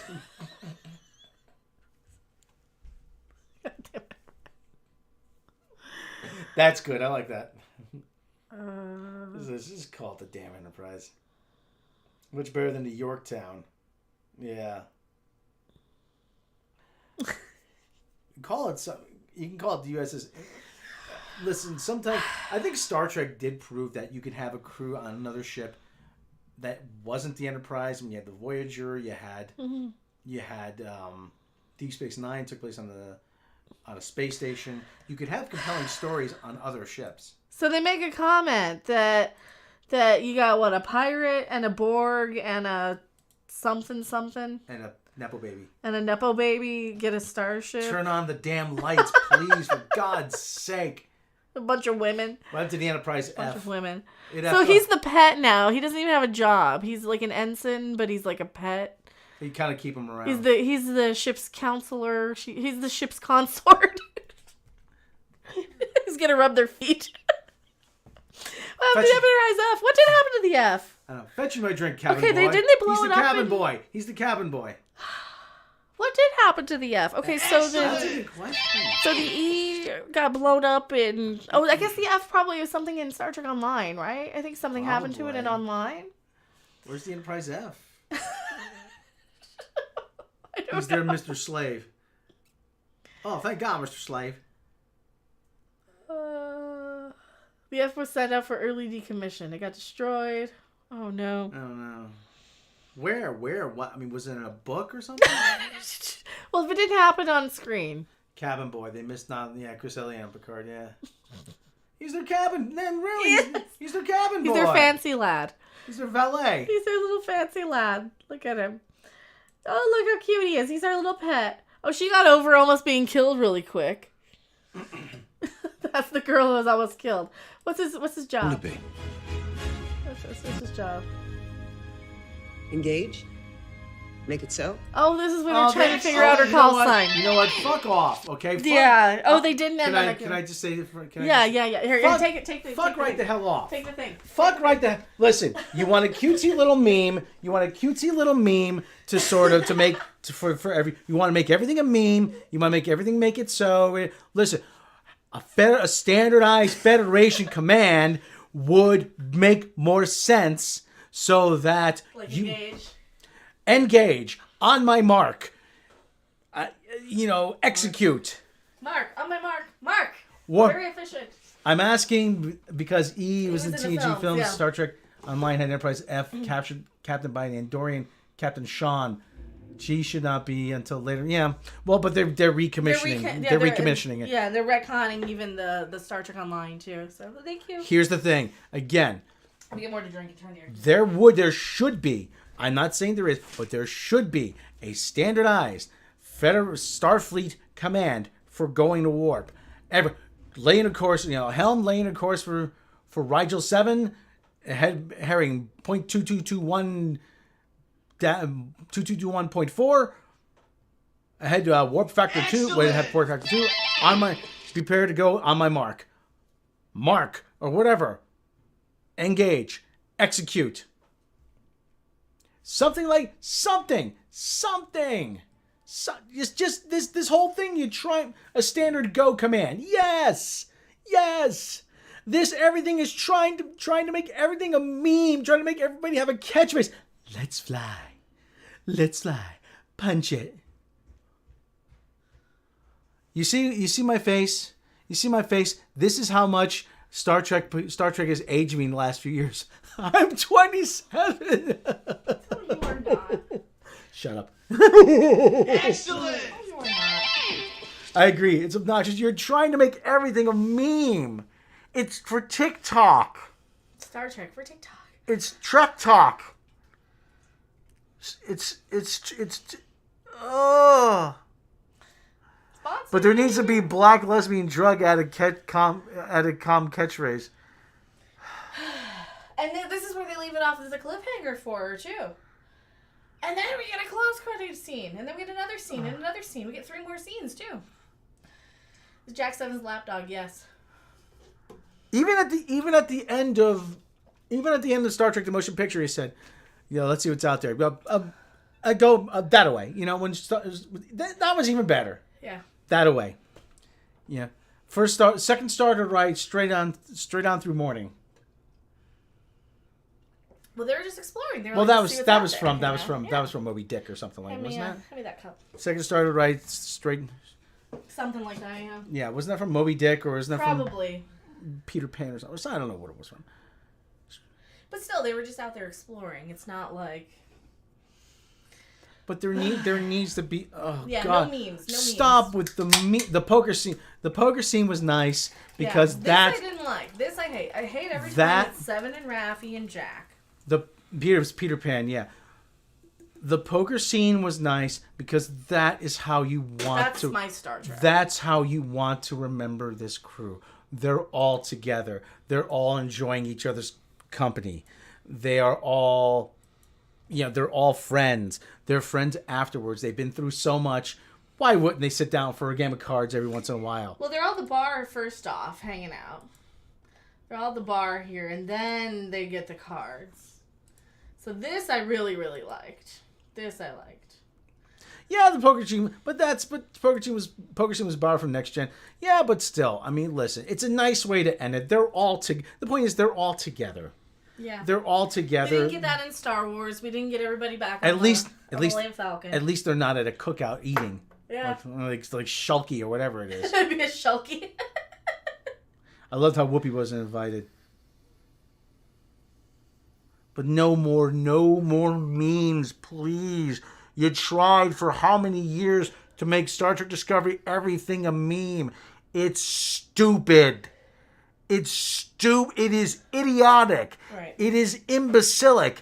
It is the product of dumb writing. Oh my God.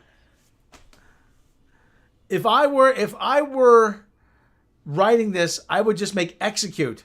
Yeah. Ahead on my mark. Well, they wanted to make more meme than anything. They wanted to make it a meme. Because of Michael Burnham's Let's Fly. Yes. The meme is no more memes. Exactly. Let's fly. And you know how long they must have taken. You know how many meetings they must have had to try to come up with that. I don't know. We need Michael Burnham to have her own unique catchphrase. We need Michael Burnham to say. We need something that could be iconic. We need something that's just as good as Engage. We need something that's just as good as Make It So. We need something. We need Let's Go. Nah, I don't like that. Yeah, yeah. Michael Burnham says Let's Fly. How about Let's Run? No, that doesn't work. How can we run in space? Oh, how about Let's Float? Oh, well, we're close. Yeah, let's float. Let's fly. Oh, yay, let's fly. Yay, we got it. Mikey, you have your own catchphrase. Let's fly. There's no air in space. What are you flying through? Where are you flying? Where are you going? Shut up, you're an idiot. Bad enough Michael Burnham she said she should be rotting in a Federation prison. You used to groove tonight. On display. What? Those. That's what happens when you make me. What you did that? You did that. What's we gonna say? Play that funky music, white boy. What not? Up and away was taken. Up and away. Up and away. Punch it. Like They're trying to give every captain a catchphrase. Punch it. Let's fly. They figure, well, Picard was engage. Just say engage. Just say execute. Just say just say on my mark. Stop overthinking this bullshit. If someone tells me let's fly, I'm the fuck out of. I want somebody would you say? It's just it's efficient. I want Seven to come back next season. Terry Matalis, I'm going to write this for you, and this is the type of example of great writing you can have. I'll tell him because you're blocked. No, I'm blocked. Well, you're blocked too. I am? No, he can have it because he's watching. Oh yeah, I am blocked. He's watching. Terry, have Seven say. It's inefficient to have every captain to have a separate catchphrase when on my mark, Mark works fine. Mark. That's what she said. On my mark. It's inefficient. Yeah, I had. Remember, she's still a Borg. She's still a Borg and doesn't need that shit. But it just. And has no time and no patience for dumb. I can tell Terry I'm not blocked by him. Yes, please. Yeah. But it cuts and you can down. Have that for free. It cuts down on the confusion. No, seriously, it cuts down on the confusion. If you have a new crew member, there's the command. What is the captain's like? You know, look at him and say, "Oh, let's boogie." I'm like, what do we go now? Yeah, that's my thing. Let's boogie. Get down, boogie, oogie. Is that oogie. how you boogie? I don't know how to boogie. Is this boogieing? Are we boogieing? Lay the boogie down. Is this how you boogie? It might as well be. Seriously, seriously. Yeah, she takes us. Let's go on my mark. Maybe a slide whistle. Ahead, warp factor 2. No, that's great. And now when you want to go out of warp, we hit the slide whistle. It's time.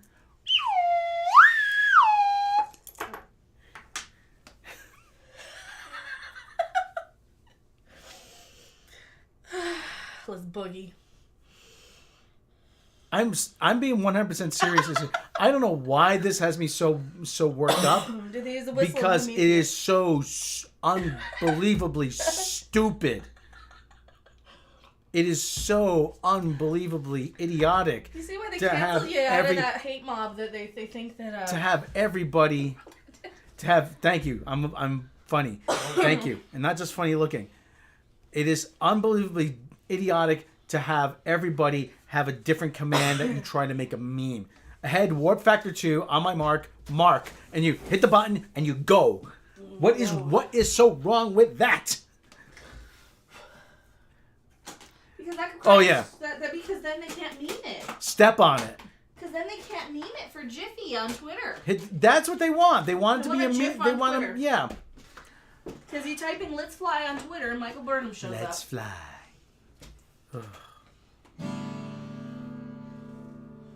Like I said, ahead, warp factor 2. Warp factor 2. Let's take us out of warp. Ahead, warp factor 2. On delay. Might as well be. On the alien ship to unlock the console, the alien's whistle used. Hold that. Use I thought. Hold that. Don't get it wet. But they. I don't actually play guitar. I just need one to look sincere and honest. You know.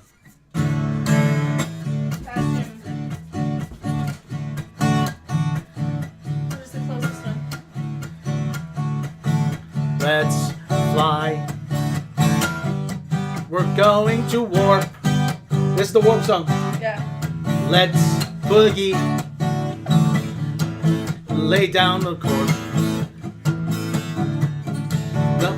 Punch it. Play that funky music, white boy. I got to go to the can. Again? No.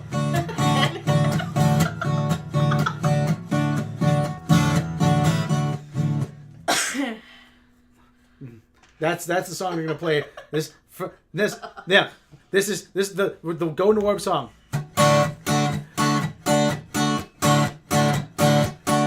Let's fly. We're going to warp. Here's the strumming guitar.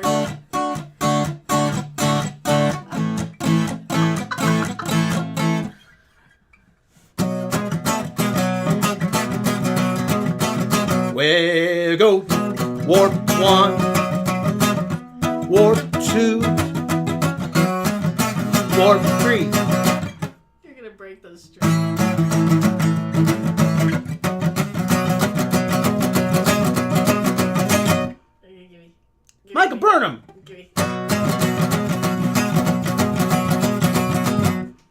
7 of 9. Stingray Davis. Stingray Davis. You're Stingray Davis. I got one. I got one. So yeah. You guys gave much more thought than Terry did, obviously. I'm pretty sure he thought it was clever. No, seriously. If someone gets injured, but think of it in terms of practicality. If someone on the bridge gets injured and someone has to take their place, they're not going to know what the fuck they're talking about. Let's fly. What? What? Does she want me to do something? Fly. Fly. Come fly with me. Come fly with me. Okay, and then you hit the they hit the button, they're hoping it's the right one. Like. Yeah, Terry Block, anyone who questions his cleverness. All I said was, yes, I said Beverly shouldn't have a gun, and he hated that. He's a pissy little bitch, isn't he?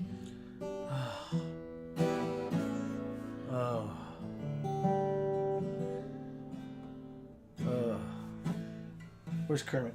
I don't know. He's got a green screen out, though. I was gonna sell this, but now I'm like, it's a 12 string, I should probably keep it. Yeah. See, we rave swapped Kermit now, he's black. Oh, go 10 seconds up. Huh? Go 10 seconds up. 10 seconds up? Yeah, because, like, okay, so they play poker, and we like that. Warp 1.99. Party on, dude. That's gonna be catchphrase. Party on, dudes. Game on. Let's fly there. We've already been flying. Let's move. It's like the safe word for bondage. It is. Captain George Carlin. You just fucking go. Sea cucumber. That's their safe word. That's their warp word. Sea cucumber. And ahead warp factor 2 and sea cucumber. Yeah, George Carlin's command word would be just fucking go. Would you fucking go already? Fucking go. Hey, I'm the captain here. Can we just get to move on, all right? We got a big galaxy out there to explore. Andale. Andiamo. Andale. Cowabunga, dude. In Italian, it's andiamo. Go. I don't know any Italian-y, sort of. That's all it's hard to word. Andiamo. I know, but I don't know any Italian-y licks. What's Italian guitar sound like? It's It sounds like a mandolin is what yeah. it sounds like. Close enough. So they're playing, we got the overhead shot of them playing cards. Yeah. Like I said, this is what we wanted. Don't show too much, but this is what we wanted to see, though. We wanted to see them all gathered around the table. They get a nice send-off. They all get to live out their days enjoying each other's company. Kirk, Yeoman Ram, meet me in the cabin and bring the sea cucumbers. Yeoman Ram, meet me in my cabin and bring the sea cucumbers. No. Call Mr. Spock. Captain K-Frog. Kermit would be a better captain. He would so we be. get like a good 10 seconds of this, and then we get a post-credit scene because we think this is Marvel. Yes. Because this is what Marvel does. This is what Marvel does, yeah. He's putting up his little things there. It's the Enterprise E. Yeah, and this Enterprise is the D, last rather. time you'll see this crew. And Go there... back. Go back. Last time you see the crew. Like I said, thank God they're all still with us. Really. So, just thank God they're just all there. And there's the damn Enterprise. The damn Enterprise. Called the damn Enterprise. Damn Enterprise. Oh look, there's this. That must have been taken like at the Emmys or something. The goddamn Enterprise. That must have been taken at the Emmys. That had to have been. Oh yes, I remember that night. You know, there's a reason why they call Probably season 1 before they started hating each other. You know, Because then she left because she couldn't stand him. Remember actually, yeah, that's about a season 1 hairdo. Mm-hmm. Actually, there's a reason why they call it the Green Room.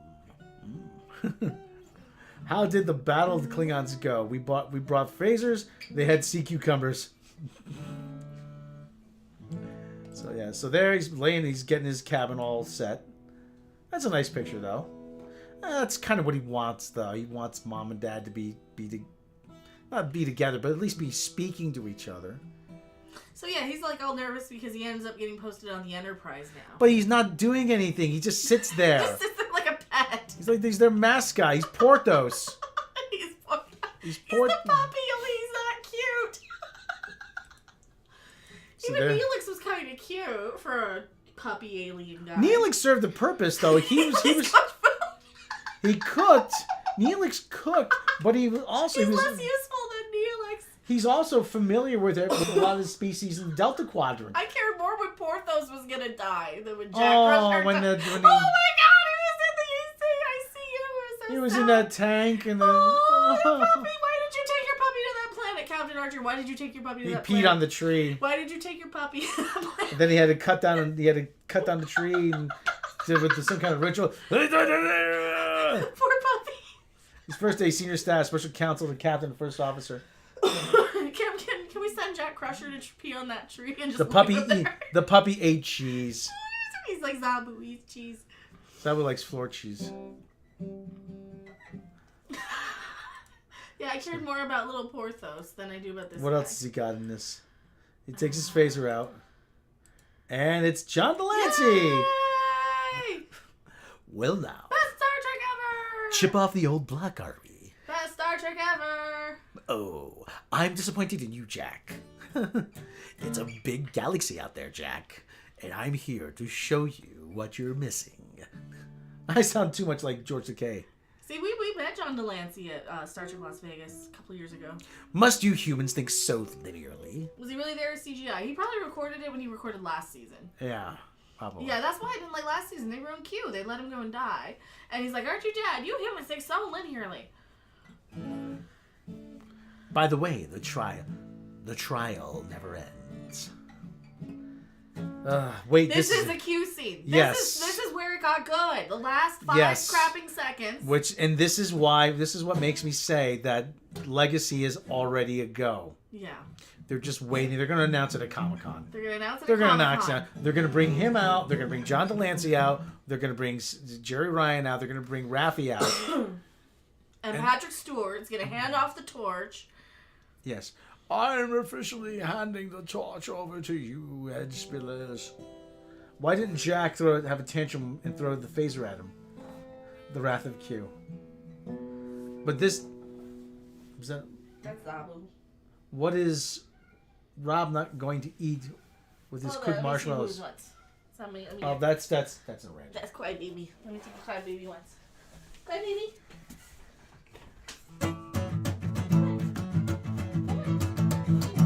Q. 7 of 9. Raffi.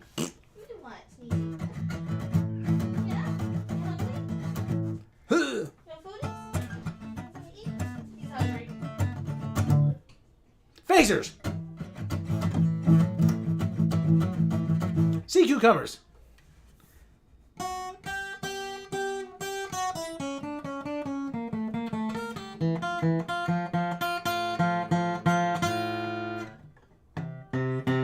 I fell out of Enterprise really quickly. I don't know why.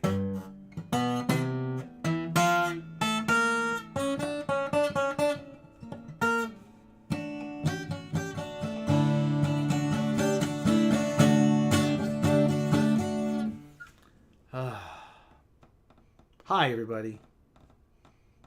I need a shave. With me, a shave is a big deal.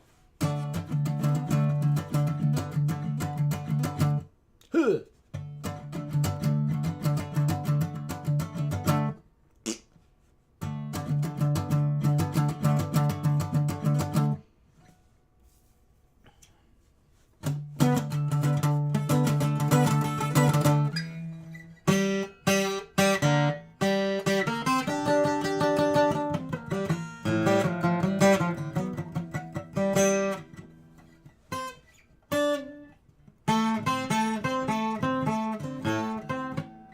Can you sing the old Nirvana Shave Me?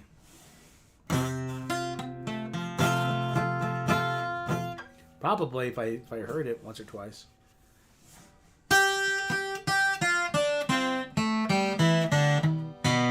can't play too many, otherwise we get demonetized.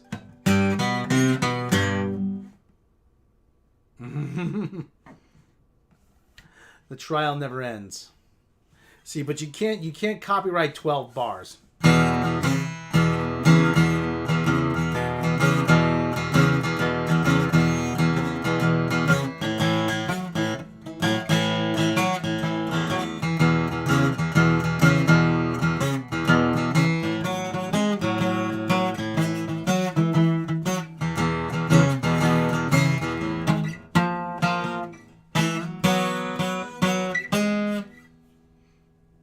Did they have tribbles in Picard? Right? They had an attack tribble.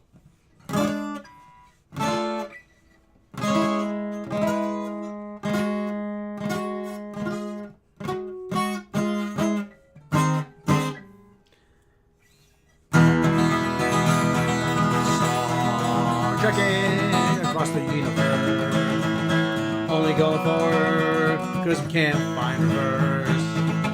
Star trekking across the universe, only going forward. Can't find reverse. Bring us on the star route. Bring us on the star route. Bring us on the star route. Are you going to live stream tonight? I hope so. I hope so. I have found a way to play bully with my existing controller. So, Yahoo with that. Anthony Way, honestly, would anybody like to see me get frustrated playing Grand Theft Auto? See, I didn't finish on. Star trekking across the universe. That's already a song. That's time warp. Then we're time warping. You're gonna get us copyright claim. I won't be able to use any of this. That's time warp is A. Well, so YouTube bots don't know that. I found yours. All right, so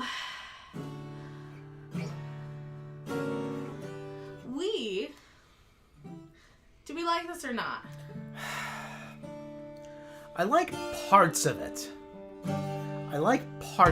That's what's so frustrating. There's bits and pieces of it I like, but there's bits and pieces I really, really don't. That is what's really frustrating about this.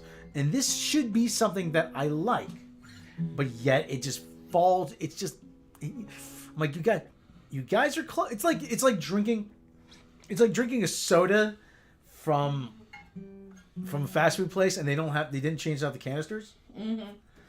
And you're like, yeah, and it's just you pour it out and you want to do something different. It's off. It just feels off to me. Deanna's mom has got it going on. But now this I'm kind of curious about. Oh God, though. Deanna's mom was a hoot. Majel Barrett was an absolute joy whenever she would show up on The Next Generation. She was absolutely. Oh God, what are you looking at? I'm just looking at my charger. I still have the scratchy guard on this one. So the scratch plastic on it? Yeah. I was just seeing if this has any like weird variations like the new one. Because like the new one, you got all those different shades in the wood and all that. But so Loxana Troy was like, people hated when they go, oh no, she was delightful whenever she would show up. Because she brought so much energy and she brought so much liveliness to everything. It sounds like you could whittle the season down to 45 minutes to be very good. Yes. Yeah, it probably. Come to think of it, this does seem like a movie that's been stretched out. This does seem like it is the epilogue to First Contact. It's what this is. Yeah. It's more the epilogue to First Contact. It feels like this could have been something that you could have done this maybe in 3 parts, at the most 3-hour-long episodes, or you could have done this in maybe a 2-hour movie, 2-hour 10-15 minute, 2-hour 20-minute movie. Have you heard of a 90s show called The Girl from Tomorrow? No, I haven't actually.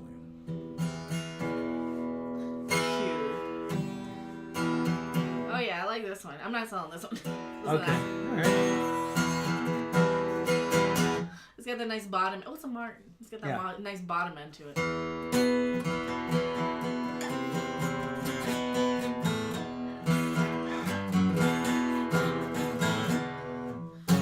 See, it's got a nice beefy. It's got a nice meaty tone to it. Yeah, doesn't it? It's meaty. How much I like that one. It looks like it's changing a little color. It's meaty. It's a little darker now. Okay, full episodes on YouTube. I'm still trying to watch The Prisoner. I'm still trying to watch The Prisoner. I've seen like 5 or 6 episodes, and The Prisoner, and so far that was really good.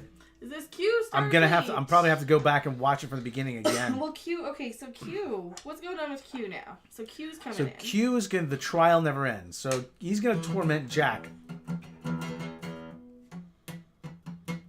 Yeah. Do we care though? See, no, I'm not even gonna bother suggesting that you might like The Prisoner. Not really. British. It's British. Well, I mean, I don't mind British. It's just some of that dry 60s Britishy stuff is just it'll put me to sleep. Patrick McGowan. Yeah, it'll probably put me to sleep. Didn't Q have a son? Yeah. Q had a son that would torment other species. Yeah, it should be Q's son tormenting him. Yes. He's a chip off the old block. Oh, God, that's what's going to happen is it'll be played by Q's son.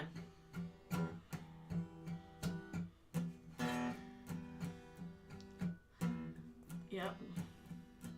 So yeah. So anyway, something like you said, something weird happened. Like I was saying, I finally found a way to use my existing controller on different games. Mm-hmm. I had this weird thing happen. Like somehow 20 gigs of my hard drive got eaten up by something, and by morning it was all back. Probably an update or something, or just clearing out old files. I don't know. Probably all your old cache. Probably my old cache. Should we not be seeing Judge Q? Put Black Shaggy in Star Trek. Actually, you know So he's like, my father told me about you. What does he say here? He says, my father told me about you. So, do we care what Q's... Should we put... Yeah, what do the closed captions say? Yeah, what do those say? English. Chip off the old block. Yeah. See there? He looks like a Star Trek kind of guy, though. A little bit. I mean, he does he fills out the uniform nicely, you know. He's a handsome guy, but this character is just not good. I don't like him being Picard's son. No. It's a British 60s or 70s show. It's a good show. Number 6. I'm not a number. Who's saying that? What? About the full episodes of Girl from Tomorrow. Number 6 is The Prisoner. Yeah, number 6, The Prisoner. Okay. I know, it just doesn't look... Q, is that right? See, like... Yeah, my father told me about you. Yeah. This is a very simple name. Don't show too much of it because they'll copyright. Yeah, well, like I said, we'll skip... And here I was hoping the next generation... Like I said, we just want to... Well, you can also take the screen off and tell them what's happening. Okay, well, let me... Hit the display capture there. So, yeah, okay. Here I was hoping wouldn't need to be think so linearly. Yeah. Young mortal, you have much ahead of you. You gotta make him whiny when he talks. You told me my father was the trial of humanity. Trial was over. You told me you told my father the trial of humanity was over. My dear boy, it is for him. But I'm here today because of you. You see, yours, Jack, has just begun. The typical Q fashion.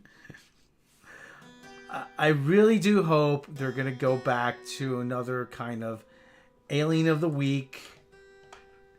Hold on. I do hope they're going to go back to another Alien of the Week. You know, this morality play. But they won't because they want to don't make it know, shooty bang bang Star Trek. They don't know how to do it. Yeah. They don't know how to do that. They're locked into doing. Oh well, this is how we do television now. And I understand back in the 60s and the 70s when a show would go in syndication, they would show reruns out of order. a lot of times. Yeah. I get it. Okay. But you know what? That doesn't mean you have to make everything this over the top, overly dramatic sort of soap opera. Yeah, they don't all have to connect thing to thing. No, it doesn't have to be all interconnected. Well, and that's why Strange New Worlds is people are kind of liking that more. Because if you don't like one storyline, just go the next week. And it'll be better, rather than this. Because that's what really, really bothered me about this is they had all these storylines that seemed like 3 or 4 movies that were all tied together, didn't it? Yeah. It's like, okay, you've got the Worf and Raffi movie, and then you got a 7 of 9 movie, and I still say the best episode of Stranger Worlds was the one they ripped off from that book, and the one where they plugged the kid into the computer. Yeah. But they could have done so much more with it. Yeah, that kind of reminded me of like a Babylon 5 type of storyline where Babylon 5 did do a lot more with it. I mean, you could have had you could have had them going through the moral implications of taking a boy like this and plugging him into the computer and plugging him into the machine. And does this tradition serve any purpose? You could not. They didn't even suggest. Let our scientists look at the machine.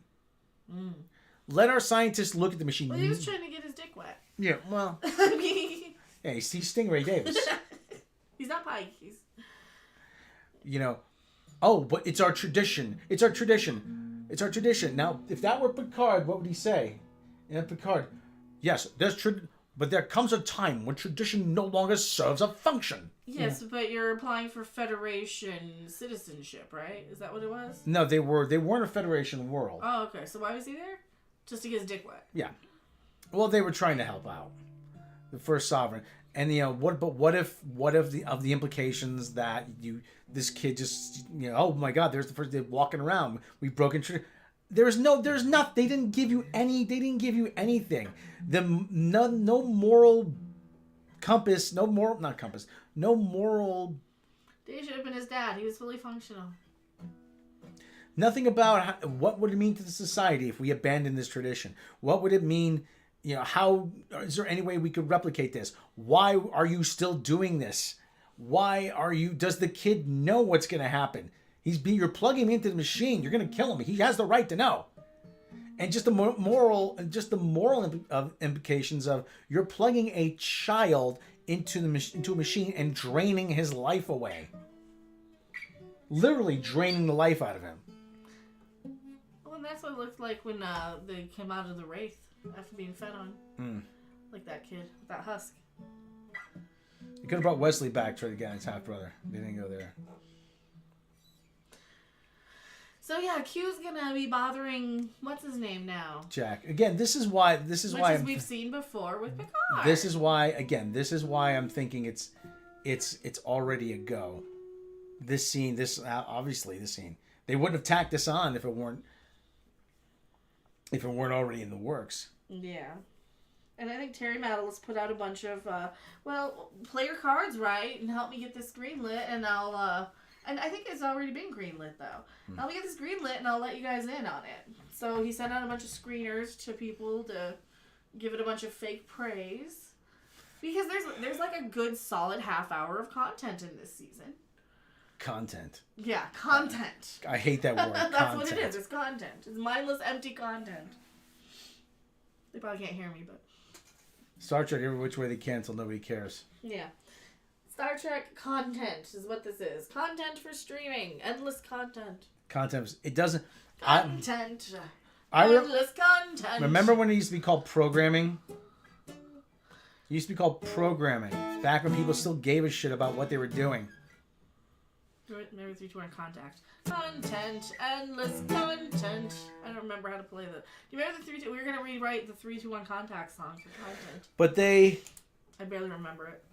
There's the whole thing about, like I said, content. Listen, was television really better in the 60s and 70s when you only had 3 channels?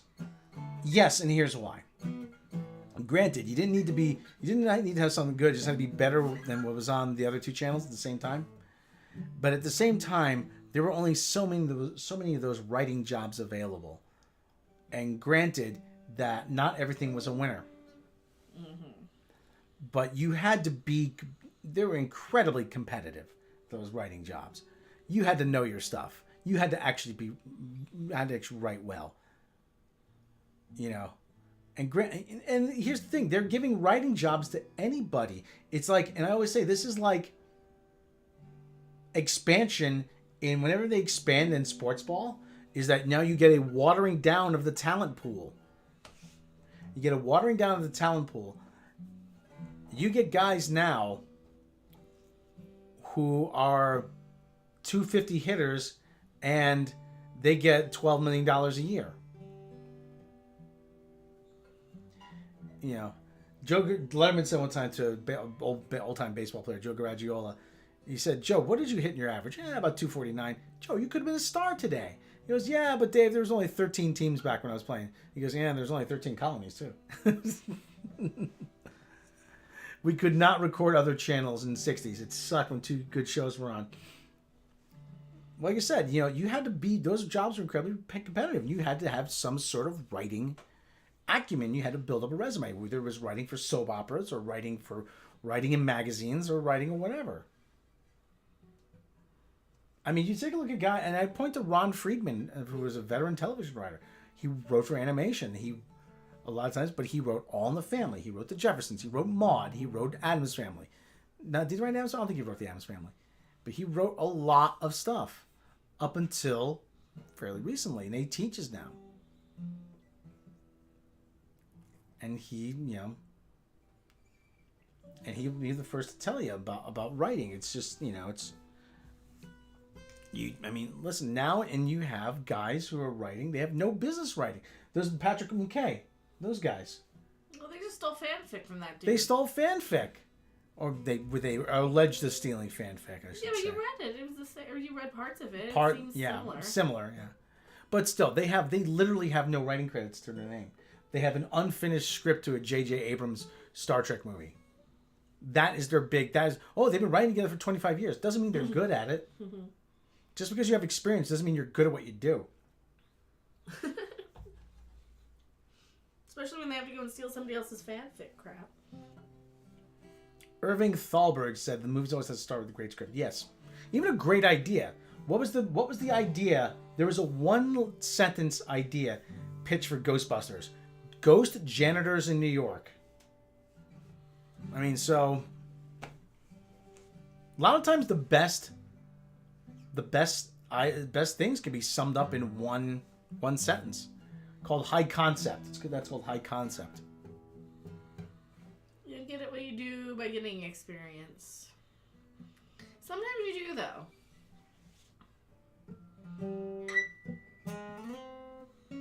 Well, but the thing is, you're always learning along the way.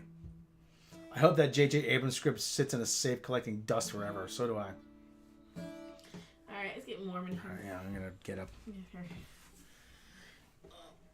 do you want me to do? Is it just me, or does that look like a different color now? It kind of changed color with like the wood's changing. Please don't scrape it. Don't break it. No, I'm trying not to. Well, over time, it's gonna darken and age and. Time warp. It's not time warp. Okay, nothing close to it. So far.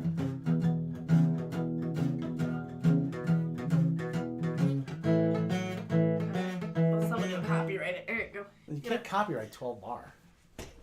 No, well, somebody will try. Somebody will try. Yeah, the wood's gonna darken with time. So cute. Yeah, they got Q back. And that's like... Where's the case? On the floor. Yeah, it's on the floor. It's like this is literally what they did in Rogue One, where they have Vader in the hallway, right? Mm-hmm. And they leave you on this high note, so you think it's so really, really good, and you don't have time to kind of sit there. So that's why I'm like, I'm going to take a day to process this. Because... No. This wasn't as good as this last 20 minutes, right? This was nowhere near as good as this last 20 minutes. Because, like, the rest of the season has been a 4 and a 5 and still more new Trek. And then they go to, like, the last 10 minutes. Even this episode it's just schlocky, schlock, right? You trust everyone. Trust no one, you trust everyone. Half of it's zombie Borg Queen crap, right? But then, like, the last 5 minutes or the last half hour, you've got, probably like an 8.5 out of 10, 9 out of 10. But it's all the schlock, right? I'm planning on becoming a writer, so just keep writing until I produce something fantastically talented. I don't know. Well, listen, you gotta I don't know. You just gotta keep. Writers gotta write. That's all. I don't know. You just gotta keep. I mean, if I do, writers have gotta write. I mean, listen, whether it's just keep writing. Just keep writing. I think half of it's knowing the right people and getting involved in the right place in the right time. Yeah, here's what I've noticed. Yeah, most of these people aren't any good anyway, so. As long as somebody thinks you're good, it doesn't matter. Here's the thing I've noticed. Well, come over here and say it so you're not yelling at me from across the room. Here's the thing I've noticed. Everybody will give you advice on writing, but nobody ever tells you how to get someone to read what you've That's written. That's the thing. That's the big problem. Like, I couldn't tell you how to get somebody to read it. I mean, it could be absolute garbage and get sold. I mean, look at this shit. I read like an article that said, "Oh, do you think Donald Glover just pitched the first idea he came up with?" No, he had 2 spec scripts sitting on his laptop. I'm like, yeah, but they never, and the whole thing never told you how to get it in front of them. So it's like this big secret. How do you get it in front of somebody? Yeah, well, he was probably famous before that, right? He was moderately famous. So that's, I mean, I don't know. I lucked out. I had there was an open submission policy for NBC, and I actually had submitted something, and they said "see you later," and then they went with open submission. I'm like, and all they went with was with people who had established the credits in the industry. I'm like, well, obviously you don't want and just anybody to be submitting stuff. Well, I think that's why who was taking so much time to go and establish people with IMDb pages. So they could be like, see, and producer and credit and blah, blah, blah, blah, blah, blah, with all this stuff saying that they were producers on shows they weren't. So, don't. All right, well, I'm going to wrap up because you're annoying. So. Come on. John, yeah, but like I said, it's the whole thing about writing credits. I mean, you can have all the writing credits in the world, but I mean, well, it's a weird kind of thing. When does Donald Glover get to do the Lando movies? Hopefully never. Oh, it's Lando's series they wanted him to do. Well, it's just up to Donald whenever he has free time available, which is his way of saying never. Which is what Kathy's way of saying, I haven't canceled it yet. I haven't canceled it yet. You can't say I canceled it. What is this? Damn it, Jordy, I'm a doctor, not a tactician. Work on the weapons system, so you're gonna have to do it manually. Damn it, Jordy, I'm a doctor, not a tactician. I can't fire these things. Not a torpedist. Or whatever. A torpedist? Is that a thing? I look at Happy. I don't think I'm unhappy. It's warm. It's getting really warm in here, and Rob's kind of... I'm a doctor, not a wharf, damn it. That's what it should have been. And that's the one time you have that. Why is she firing the torpedoes? Because they were shorthanded. Well, what's Worf doing? Is he sitting there? Oh, he's over on the other. Okay. So they got a bunch of women in the bridge again. What? Oh, we gotta make sure there's a lot of women on the bridge. There's a lot of women on the Why? bridge. Dude, I thought it was about equality. I'm Beverly doing it because she's there. Labor shortage at the Federation. Well, there is only 5 people on the ship that takes 250 to run. I know. So... Yeah, that's believable. I think I get a little bit less happy the more I think about how dumb some of the dumb moments were. That's always the problem. Yeah, the more you think about it, the dumber it sounds. And then I'm like, wait a minute, why didn't they do this? Wait a minute, why didn't they do that? Wait a minute. Hold on, wait a second here. Whoa, grooming? Sorry. Whoa, grooming? What's that? Adjusting my beanie and my shirt. Well. Adjust your beanie and your shirt when you say that. Whoa. Grooming? I have been groomed. What are you drinking? I have been groomed. Diet Mountain Dew, Spark. Whoa. Grooming? It's not cold anymore, but... Groomers? They are. The grooming. Whoa. I do have my douche flute because it was cheap yesterday. If anyone wants to donate to the 420 fund, it is 420 weekend and everything is super cheap. Everything is super cheap and inexpensive. But, where's my thing? Oh, where's my emoji? Boop! What are they? Why are they? It's 420 weekend. It's 420 weekend, and all the dispensaries are on sales. That's having right. sales. That's right. And we're not allowed to promote it. So Beverly is now a tactician and not a doctor. And can we stop with ships sinking in space? And they're sinking. And then where are they sinking in space? Did we miss it? That was, remember that when they blew up in the cell, it starts sinking. What, here? No. Oh, that's when they're making the Death Star run with the Enterprise Yeah. instead of the Millennium Falcon or something. The ship is massive. How could it possibly fit in there? Inside the Borg cube, and it can maneuver like it's the Millennium Falcon or the Defiant or an X-wing or something. Yeah, the more I think about it, the dumber this gets. It's 420-27. Yes, Geordi is dying from a heart attack from stress. Wouldn't have made sense as an ending. I mean, maybe. Justin the Beanie. Oh, it's a Tim Pool reference. We like he's our latest funny to make fun of. Where is he? This is Lydia. This is Adam. This is Tim Pool. Adam is a former male model. Lydia used to work in the medical profession. And Tim... We don't need all of it, but the guy with the beanie, that's Timmy. And we make fun of him because sometimes he goes off on like, and what if Thanos comes down and wipes everybody out of existence or something? And he uses a lot of like Star Trek metaphors to make a lot of leaps of logic. Real. That's a movie. Oh man. See, this is where the internet has kind of evolved into.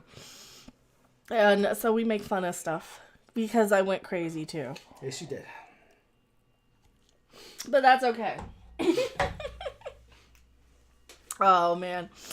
What are we doing for well, I was gonna make spaghetti. I don't know if I want to make spaghetti now. I was gonna do spaghetti or something easy for dinner tonight. It was nowhere near dinner. You mean devolve? Yes. Devolve in society. Ah. Well, de-evolution is real, so we do know that. Are we not men? We are Devo. Well, it's true. It's a thing. It's been a thing forever. We're getting dumb. Was Star Trek always this dumb, or was I just 15 when I was watching it? No. Because, like, I can go back and, like, I missed a whole bunch of shit when I was a teenager because I was a stupid teenager. Was Star Trek always kind of dumb, or was I just... Yes and yes.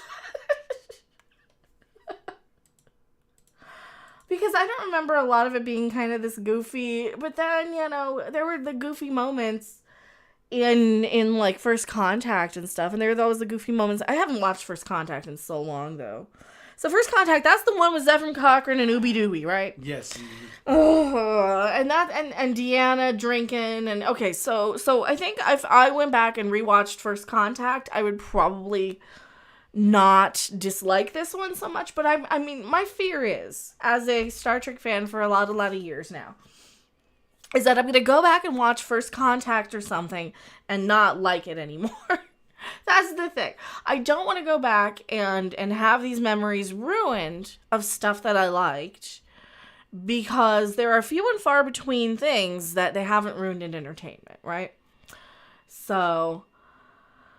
fascinating. I'm growing and evolving, yet Trek is devolving. I was 10 when I first saw Trek, so what is this? I don't know. It's not so much it was good, it just felt better than previous seasons. Do you think it was better, though? Was it me? What? Is it me, or was Trek always kind of schlocky?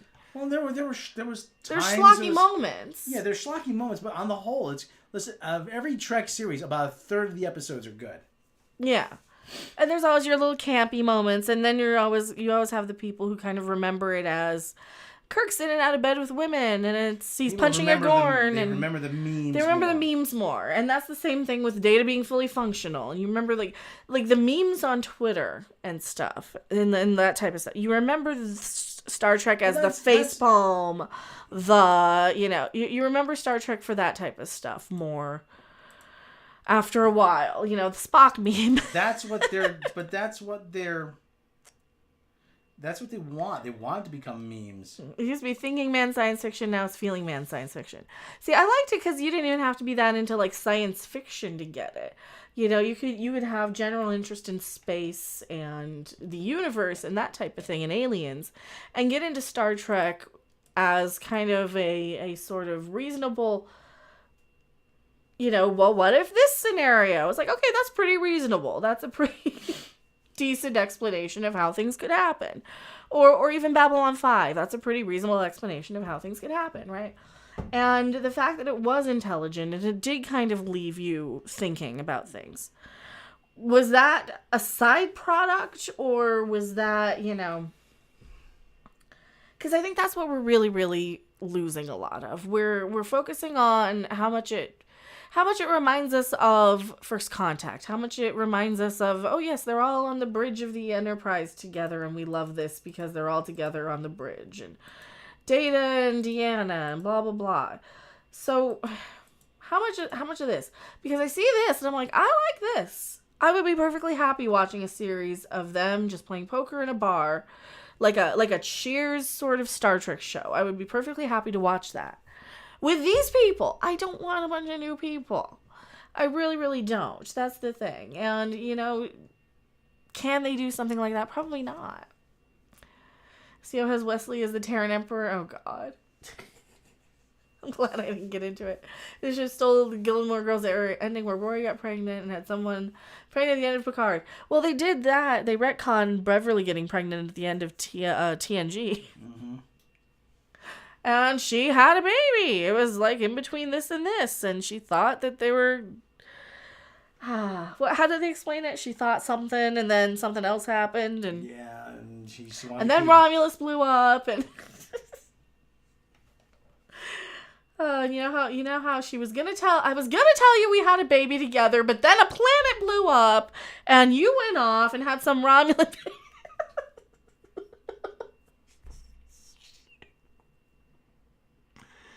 Of all the reasons to forget to tell somebody you have a kid. Oh, I know, it was protecting. So there's this whole moment where he's like, you did everything right, Beverly. You didn't do a thing wrong. Oh, Raffi's got her dumb kid, too, her grandkid. That she finally gets to meet. Because, who was it? Worf declassified all of her information, or somebody did. Like that. So that her family could be proud of her. Which is a nice thing for Worf to do for Raffi, who doesn't deserve it because she sucks. But, so, he doesn't know that. He's dumb. He's Worf. He's So that's a character, I guess. Oh, God. The Daedalus evil twin has never been a very good Days of Our Lives. Switching science fiction ideas in TNG because Gene Roddenberry had more control. And it's more and more scientific ideas, less camp. See, that's the other thing. Like... I kind of go back and I'm like, okay, remember Data had an evil twin. Was this always really, really dumb? Because Data did have an evil twin after all. But no, they did everything so much better then.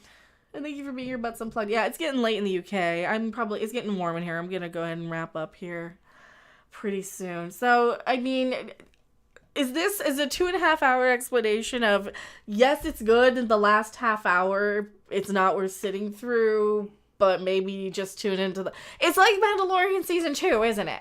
It's Mandalorian Season 2 where you just want to tune in for Luke and Baby Yoda. Mm-hmm. That's it. It's like Mandalorian Season 2. Are we ever going to be Geordi's kid's mom? Probably in the next season when we find out what Seven's catchphrase is going to be. She said a thing. It's going to be let's fly. It's going to be stupid. What's the opening to your legacy? I don't know. Captain 7, we're cleared for warp. We're going to go to warp now, and we need to have your little thing. We need an opening line for your legacy. Engage would just be so much more efficient. She's 7 of 9. Just say engage. I'm not about lines or My legacy is unimportant. It's more efficient to say engage. Writing the opening line to your legacy. Oh, shove it. See, I don't like him. He's like a puppy who's not cute. He's like a puppy who's not cute. Probably, yeah. He's the pet. How about the fun will now commence? And let's party would be a good. That'll be your line. It'll be let's party. It'll be burger time. It'll be his burger time. Peanut butter jelly time is what it'll be. AIDS.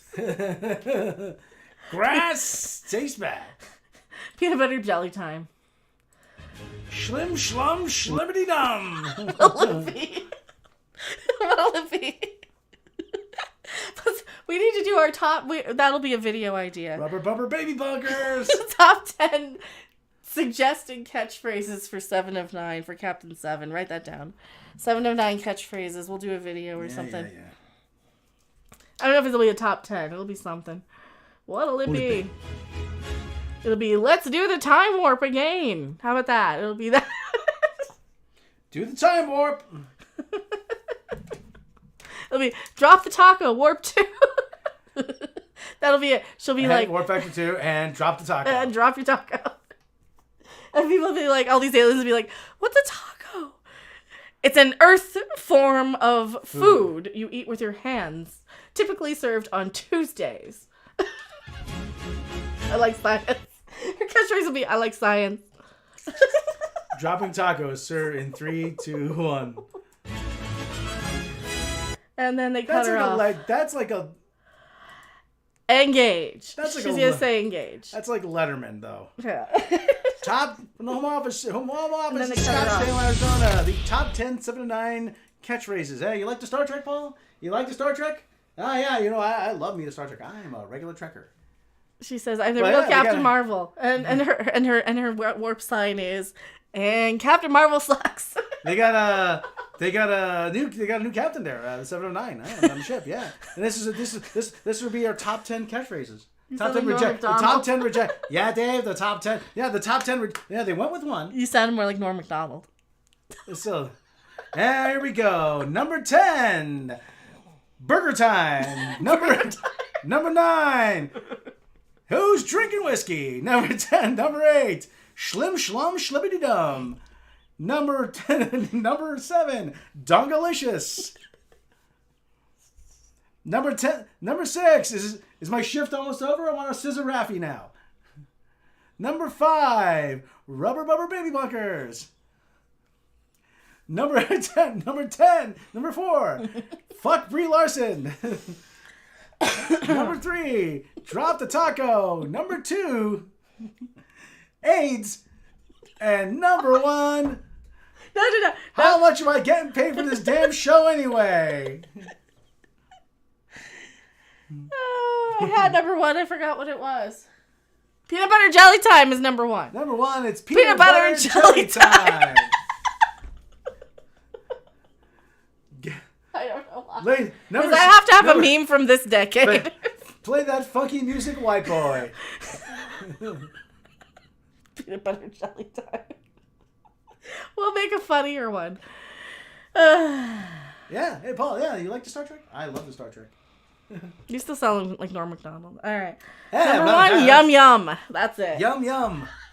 And yum yum. Go to warp. And yum yum was overheard in the writers' room. Did you see that? Yum, they actually tweeted about it. The Discovery writer. Yum yum. Yum yum. Yum yum. Remember Yum Yum? Remember Princess Yum Yum? Princess Yum Yum. Who invented... Let's get some Yum Yum. Give me some. Get your Yum Yum on. All right. Thank you guys so much for watching. And number 4, Tilly's a fat bitch. Okay, now you've gone too far. We will see you on the next video, live stream or wherever. Bye.